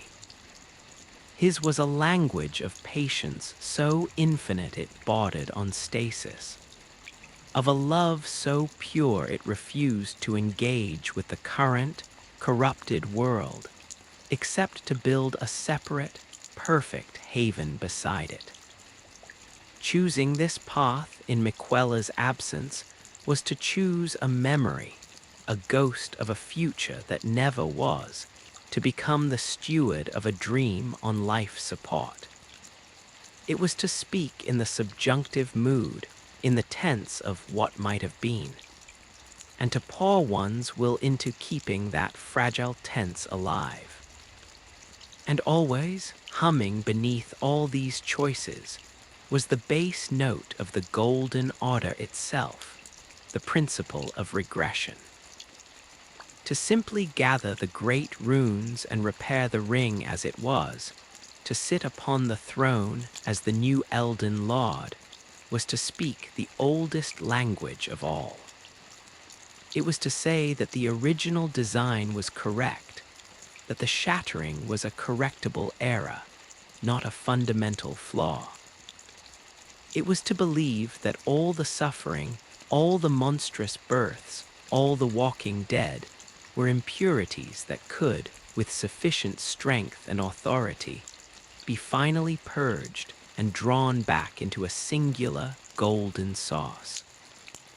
This path asked one to ignore the testimony of the omen, the reality of the death root, the longing of the stars, the pain of the repressed. It asked one to see the thorns as a temporary illness, a fever in the tree that would break once the rightful lord restored the ring's authority. It was the language of restoration, of nostalgia for a perfect, perhaps imaginary, past. It promised stability, hierarchy, and clear purpose, but at the cost of all the truths that had grown in the cracks during the long twilight. The tarnished, standing before the Vale of Thorns, was not just a warrior at a gate. They were a scribe at a blank page, a composer before a silent orchestra. The great runes in their possession were more than power. They were instruments, each tuned to a different scale. Godric's rune hummed with the pathetic, grasping desire for legacy. Radon's vibrated with the colossal strain of holding the cosmos in place. Morgoth's wept with a bitter, defensive love. Rykid's screamed with blasphemous hunger. To hold them was to feel these impulses as physical sensations in the marrow, a chorus of conflicting ambitions that now had to be silenced, harmonized, or subjugated by a single, stronger will. The journey to this point had been a gathering of voices. Now came the terrible work of choosing which one to speak with, and in doing so, silencing all others. The weight was not merely political or spiritual, it was ontological. The tarnished's choice would not just change who ruled, it would change what was. It would decide if time moved in a circle, a line, or a spiral. It would decide if death was an end, a transition, or a parallel state. It would decide if life was a gift from a tree, an accident of the stars, or a dream in the mind of a formless mother. The pressure of this decision could be seen in the way the very light seemed to bend around the hesitant, in the way the minor spirits, the jellyfish, the ashes, would sometimes still and turn, as if awaiting a command that would define their very nature. And in the center of it all, within the Erd tree, was the broken queen. Marika's silence was the loudest sound of all. What was her will now?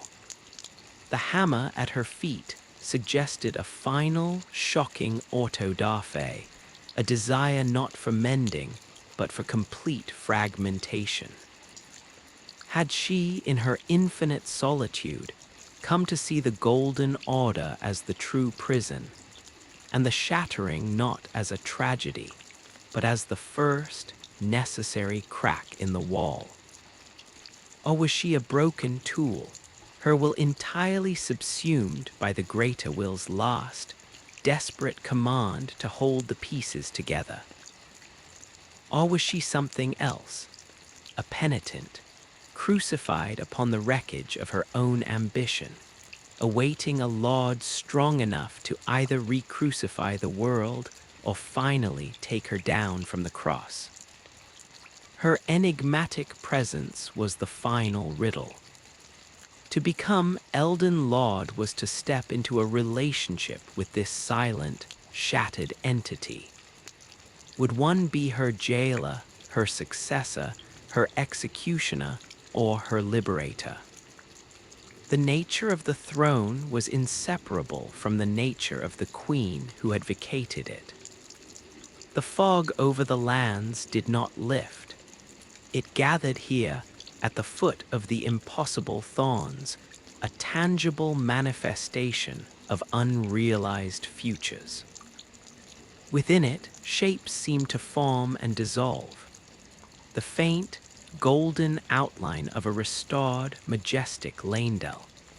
The shimmer of a night sky filled with unfamiliar constellations.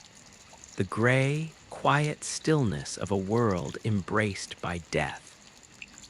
The roaring, beautiful terror of an all-consuming flame. These were not hallucinations.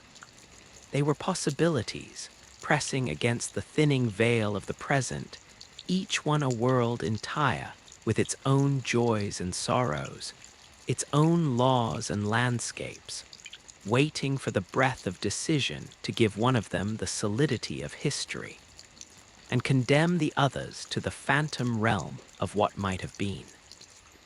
The tarnished's hand, whether it reached for a torch, a needle, a ring, or simply the gathered might of the great runes, was now the hand that would turn the page. The next chapter of the lands between was not written. It was a blankness, a silence more profound than any that had come before. And into that silence, a single word, a single act would now be spoken, and in its echo, a new age would slowly, painfully, begin to take shape from the dissolving dream of the old. The echo of that unspoken word hung in the air, a vibration felt in the teeth and the soul, more than heard. It was the pause at the apex of a breath, the moment a blade balances before the plunge. The thorns did not merely bar the way. They absorbed this tension, their countless points seeming to lean infinitesimally inward, as if the entire thicket was a clenched fist around a secret too terrible to release. The light, denied entry pooled at the periphery in a liquid, shimmering ring, casting long, distorted shadows that wavered like supplicants or specters. In this suspended animation, even time seemed to thicken.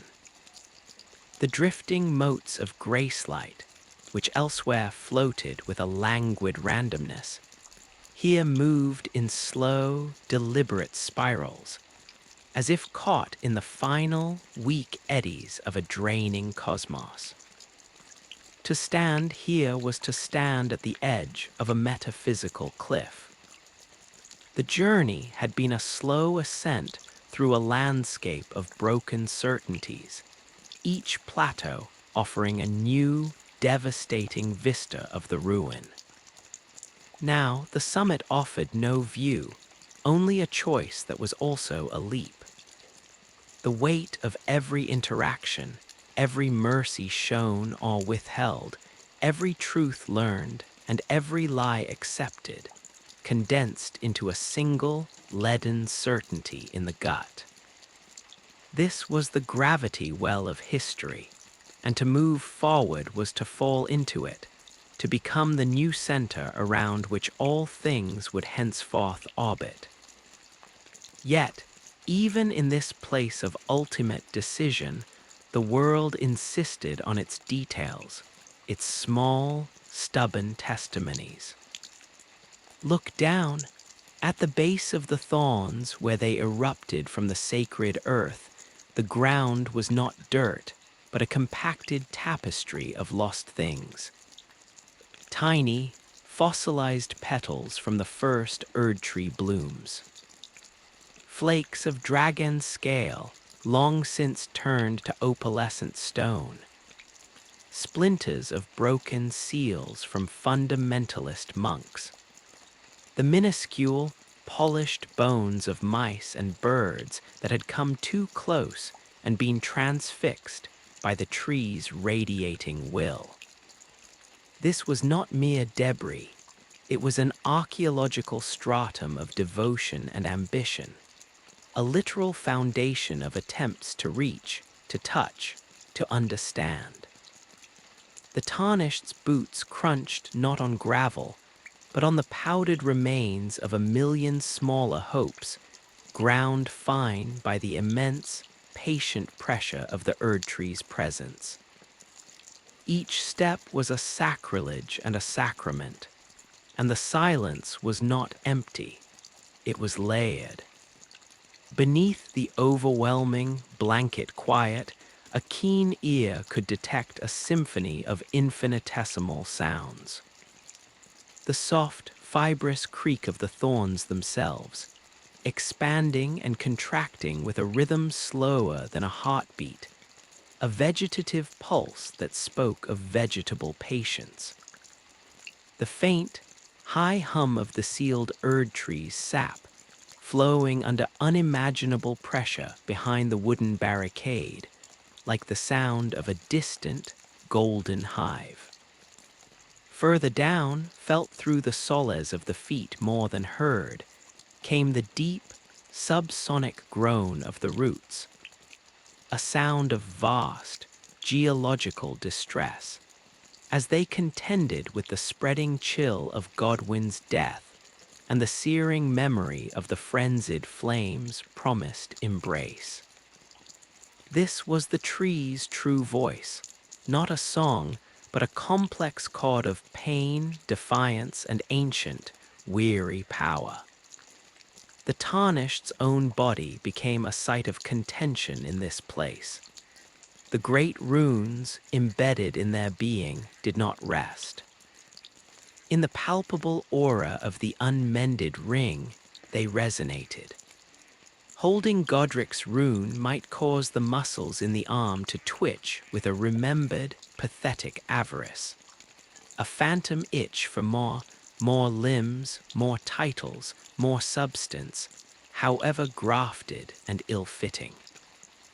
Radon's rune could make the bones feel dense, heavy, as if gravity were personally insisting on its dominion, pulling not just downward, but inward, compressing the spirit into a single, stubborn point of resistance. Rykid's rune might bring a sudden, acidic saliva to the mouth, a fleeting, cannibalistic curiosity about the taste of divine flesh. These were not temptations, but echoes. The runes were memories of their bearers, and here, at the source, they yearned to complete their narratives, to have their particular pathologies validated as the foundation of the new world. The tarnished had to hold these warring impulses in a fragile equilibrium, a microcosm of the very balance they were about to shatter and remake. The guidance of grace, which had flickered and led them through countless perils, here became a single, unwavering point of light, aimed like a lance at the heart of the thicket. It offered no more hints, no more cryptic diversions.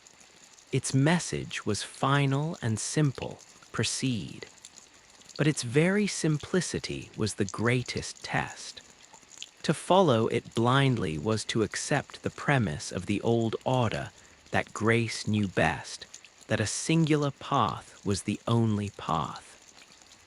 Yet to deny it, to turn away from that golden, accusatory beam, was to assert a sovereignty so complete it bordered on blasphemy against the very force that had resurrected them. The grace light was the last tether to the world that was. Severing it, even metaphorically, was the true point of no return. In the long, strained moments of indecision, the mind could wander back, not as nostalgia, but as a final audit. The faces of those left behind floated in the golden haze. The resigned dignity of Hugh, hammering a god-slaying weapon in his smoky prison, his hope turned to a quiet, smoldering despair. The gentle, endless patience of Muriel, who held faith not in a tree, but in the act of learning itself. The tragic, furious love of Millicent, fighting the rot within and without, a battle of identity written in scarlet flowers. Were they counting on the tarnished? Or were they merely surviving, their fates incidental to this grand, theological choice? To choose an ending was to write the final clause in their stories, too. A world of perfect order might have no place for a misbegotten smith. A world of stars might leave the gentle Pope behind, his church an artifact on a forgotten shore. The weight was not just of kingdoms, but of kindnesses.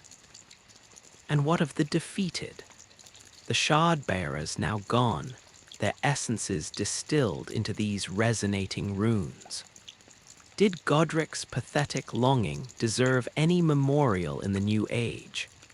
Did Radon's heroic, catastrophic effort to hold back time warrant more than a footnote in a history of folly? Even the most reviled, like the dung-eater, whose curse sought a perverse equality through defilement, represented a strand of thought, a response to pain. To choose any one ending was to declare a vast swath of these experiences, these ways of suffering and wanting, fundamentally wrong. It was an act of intellectual violence as absolute as any physical blow. The new Lord would not just rule, they would curate reality, editing existence with the brutal pen of their will. The physical methods of bypassing the thorns were, in themselves, profound declarations. The flame of ruin was not gathered like a tool, it was awakened. It required a communion with the very essence of destruction, a sitting with the grief of the giants until it ceased to be an external force and became a personal conviction. One did not merely use the flame, one agreed with it. One had to believe in some deep, silent chamber of the heart that the beautiful, terrible, complex tapestry of the lands between was not worth saving, only worth ending.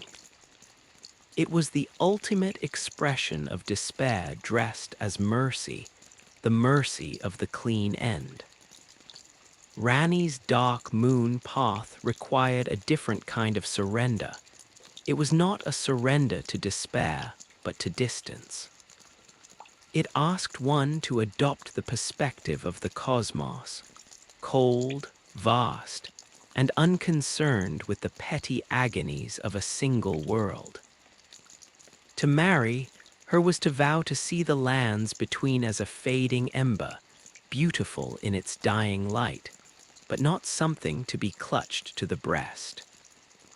It was to exchange the warmth of attachment for the clarity of detachment. The ritual was one of chilling absolution. The slaughter of her 2 fingers was a necessary divorce from the very concept of paternalistic fate. Her age promised no answers, only an endless journey and the peace that comes from leaving all questions behind.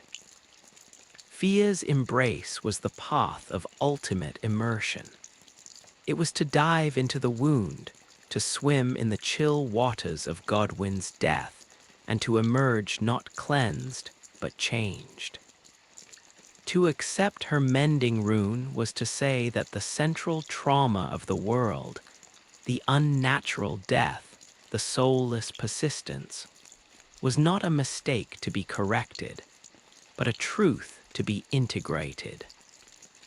It was a philosophy of radical inclusion taken to its logical, summa extreme. The new world would be a palimpsest, with the golden writing still visible beneath the gray, gentle text of comfortable death. It was not a victory, but a reconciliation so profound it blurred the line between victory and defeat. And the default path, the restoration of the golden order, whether under the current greater will or one's own interpretation, was the path of the editor. It involved taking the shattered narrative and trying to glue it back together, smoothing over the cracks, hoping the story would still make sense.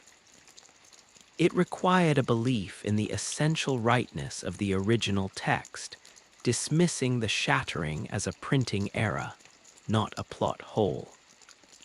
It was conservative in the deepest sense, seeking to conserve not just power structures, but the fundamental axioms of reality.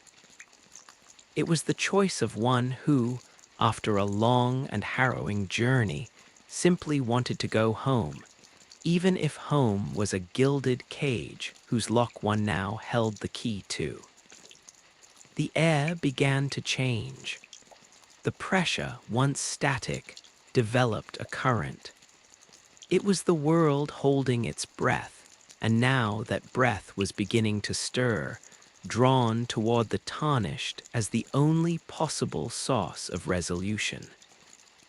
The faint, ghostly possibilities in the fog, the golden city, the starry void, the gray stillness, swirled a little faster, their outlines gaining a desperate clarity. They were no longer just visions, they were petitions. The land itself was a silent chorus of potentialities, each singing its siren song of a different piece, a different truth. In the end, the choice would not be made in a grand, philosophical moment. It would be made in the body. A hand would grow tired of holding the weight. A mind would grow weary of the endless debate. The spirit would reach its limit of bearing the unbearable tension. And in that moment of sheer human exhaustion, the decision would crystallize. It might be a memory, the touch of a cold, doll's hand, the warmth of a lethal embrace, the searing heat of a giant's forge, the comforting, familiar glow of a sacred seal. It might be a sound, a whisper of stars, a sigh of roots, a crackle of flame, a chant of an old, half-remembered prayer.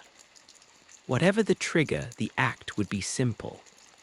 A step forward, the striking of a flame, the offering of a ring, the raising of a hammer. And with that simple, irrevocable action, the pause would end.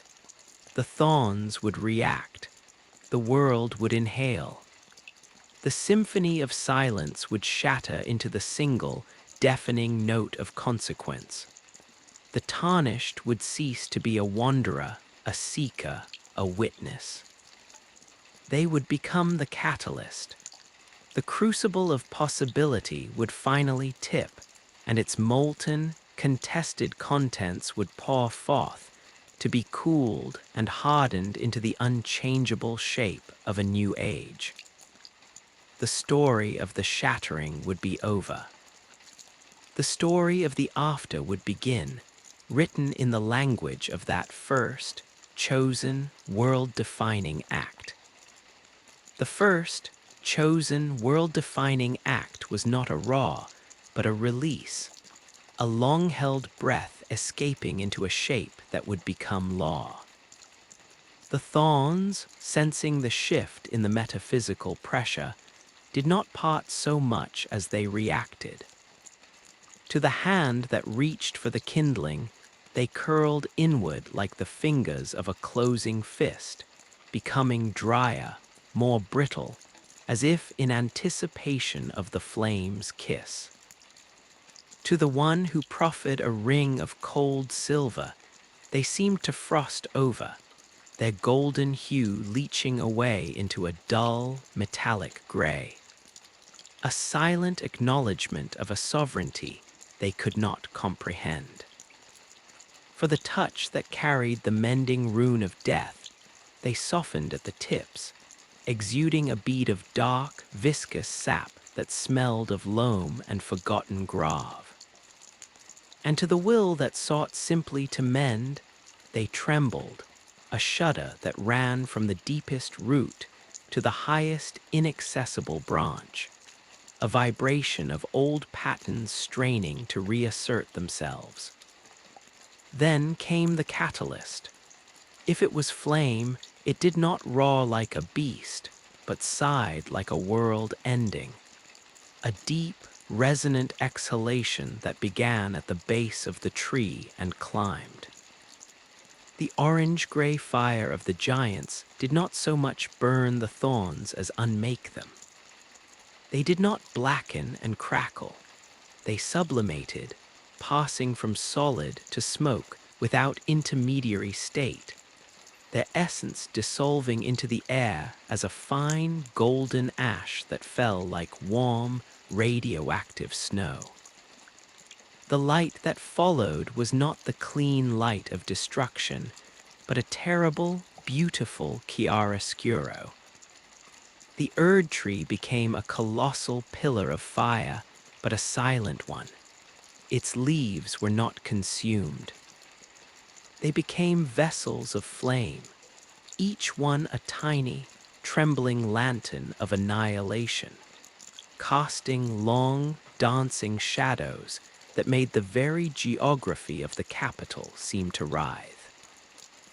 The heat was not blistering, but profound, a deep, penetrating warmth that promised not pain, but an end to all sensation.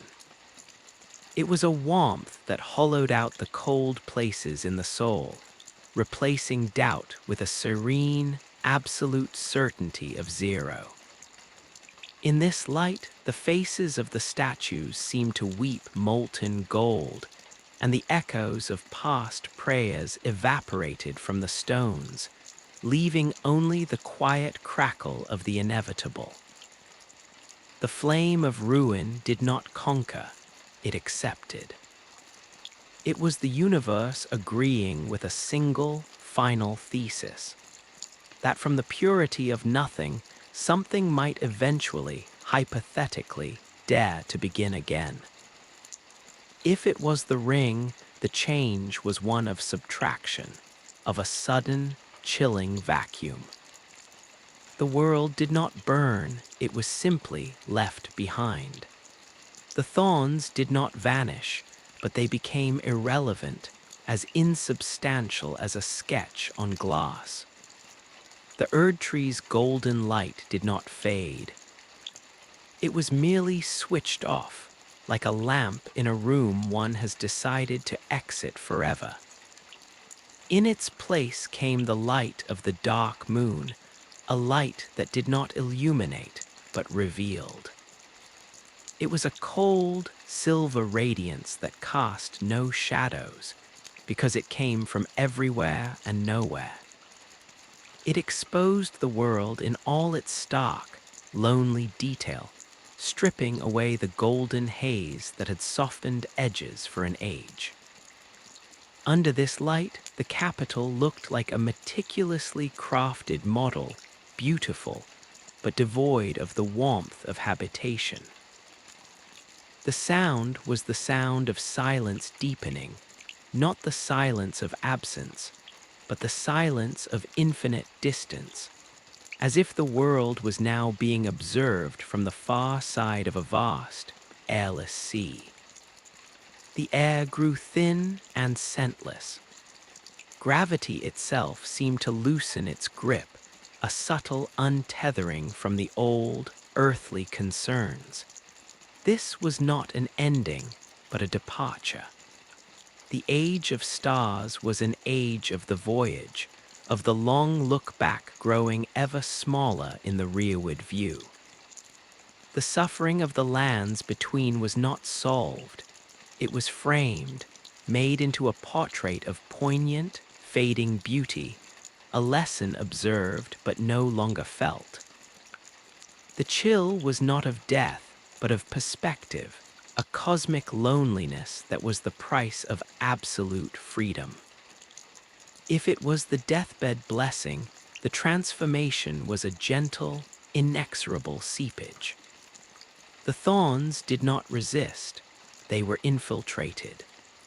The gray pallor of Godwin's influence bloomed from their cause outward, turning the golden briar into a lattice of petrified coral, complex and delicate. A new kind of sap began to flow, thin, silver, and cool to the touch. It welled from the bases of the thorns, and ran in rivulets down the Erd tree's bark, tracing patterns like veins on ancient skin.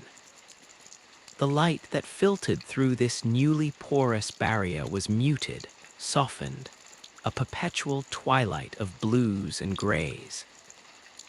The air grew still and cool, carrying the quiet, damp scent of deep forests and freshly turned earth.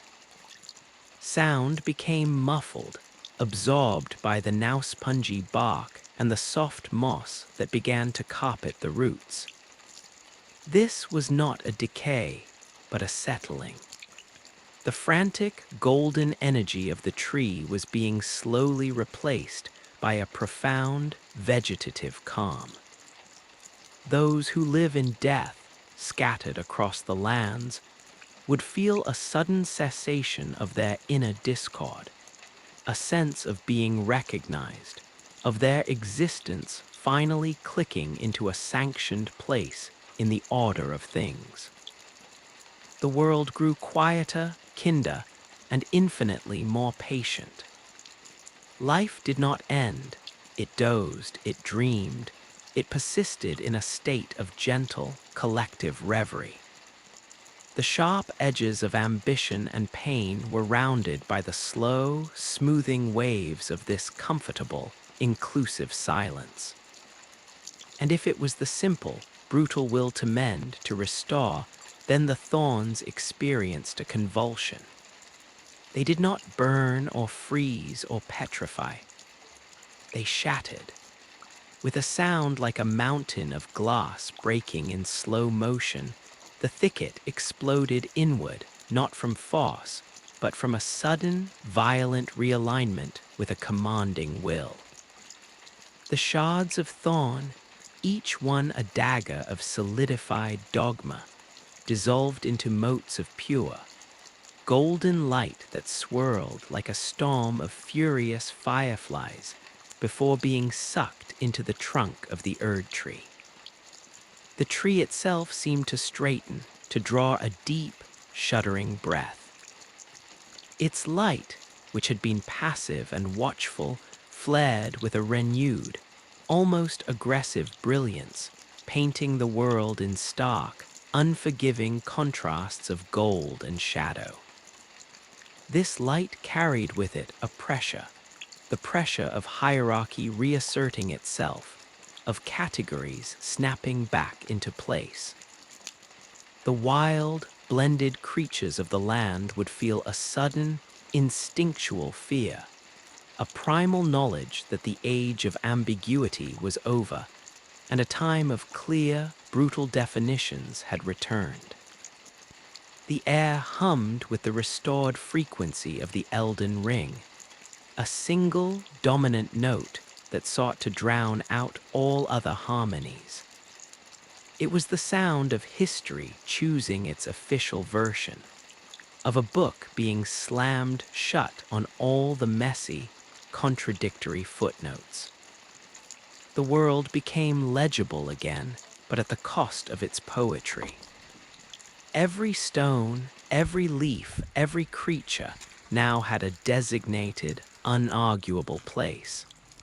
It was peace, but the peace of a perfectly arranged museum, when nothing is out of order because nothing is allowed to breathe. Within the heart of the tree, the crucible of this change, Marika, or what remained of her, experienced the consequence. To the flame, she was tinder, her form dissolving into the conflagration, not with a scream, but with a sigh of release, the final surrender of a vessel that had held too much for too long. To the cold moon, she became a statue of obsidian, a frozen monument to a forsaken god, left in the silent nave as the new rulers departed for the stars. To the death-tinged twilight, she softened, her stone skin becoming like smooth alabaster, her crucifixion easing into something more like a reclining pose, a queen finally allowed to rest in the quiet she had once outlawed. And to the restored golden order, she remained crucified, but the cracks in her form began to seal with molten gold, her body becoming less a broken queen and more the living, suffering icon of the mended ring itself, an eternal reminder of the cost of perfection.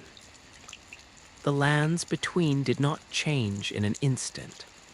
The new age seeped into the world like dye into water, slowly, from the center outward. The fog over the lands, that unresolved potential, began to clear not by lifting, but by consolidating into the chosen reality. In the case of flame, the fog burned away, revealing a stark, smoldering landscape under a sky of eternal, warm embers. For the stars, the fog itself became the medium, thinning into a vast, star-dusted void through which the world now traveled. For the deathly peace, the fog settled as a permanent, gentle ground mist, softening sounds and sights. For the restored order, the fog was scoured by the harsh, clarifying light, leaving everything exposed, judged, and categorized. The inhabitants, from the lowest soldier to the most ancient spirit, felt the shift in their very substance.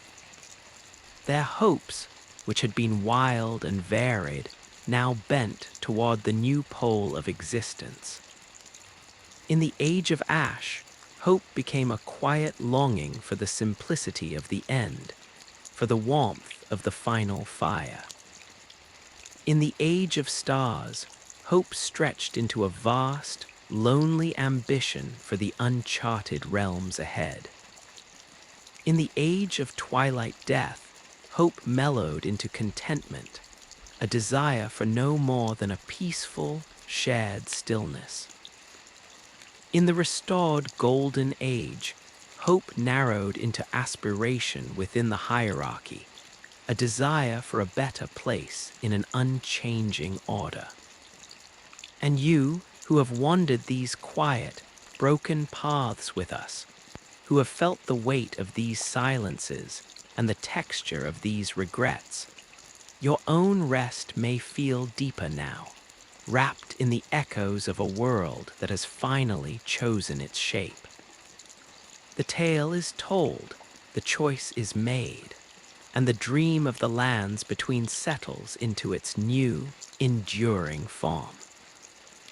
If these journeys into the heart of fallen worlds bring a strange peace to your own twilight hours, you are always welcome to return. Here, in this quiet space, we often wander such forgotten paths together, listening for the stories that sleep in the dust of fallen kingdoms and in the light of distant, dying stars.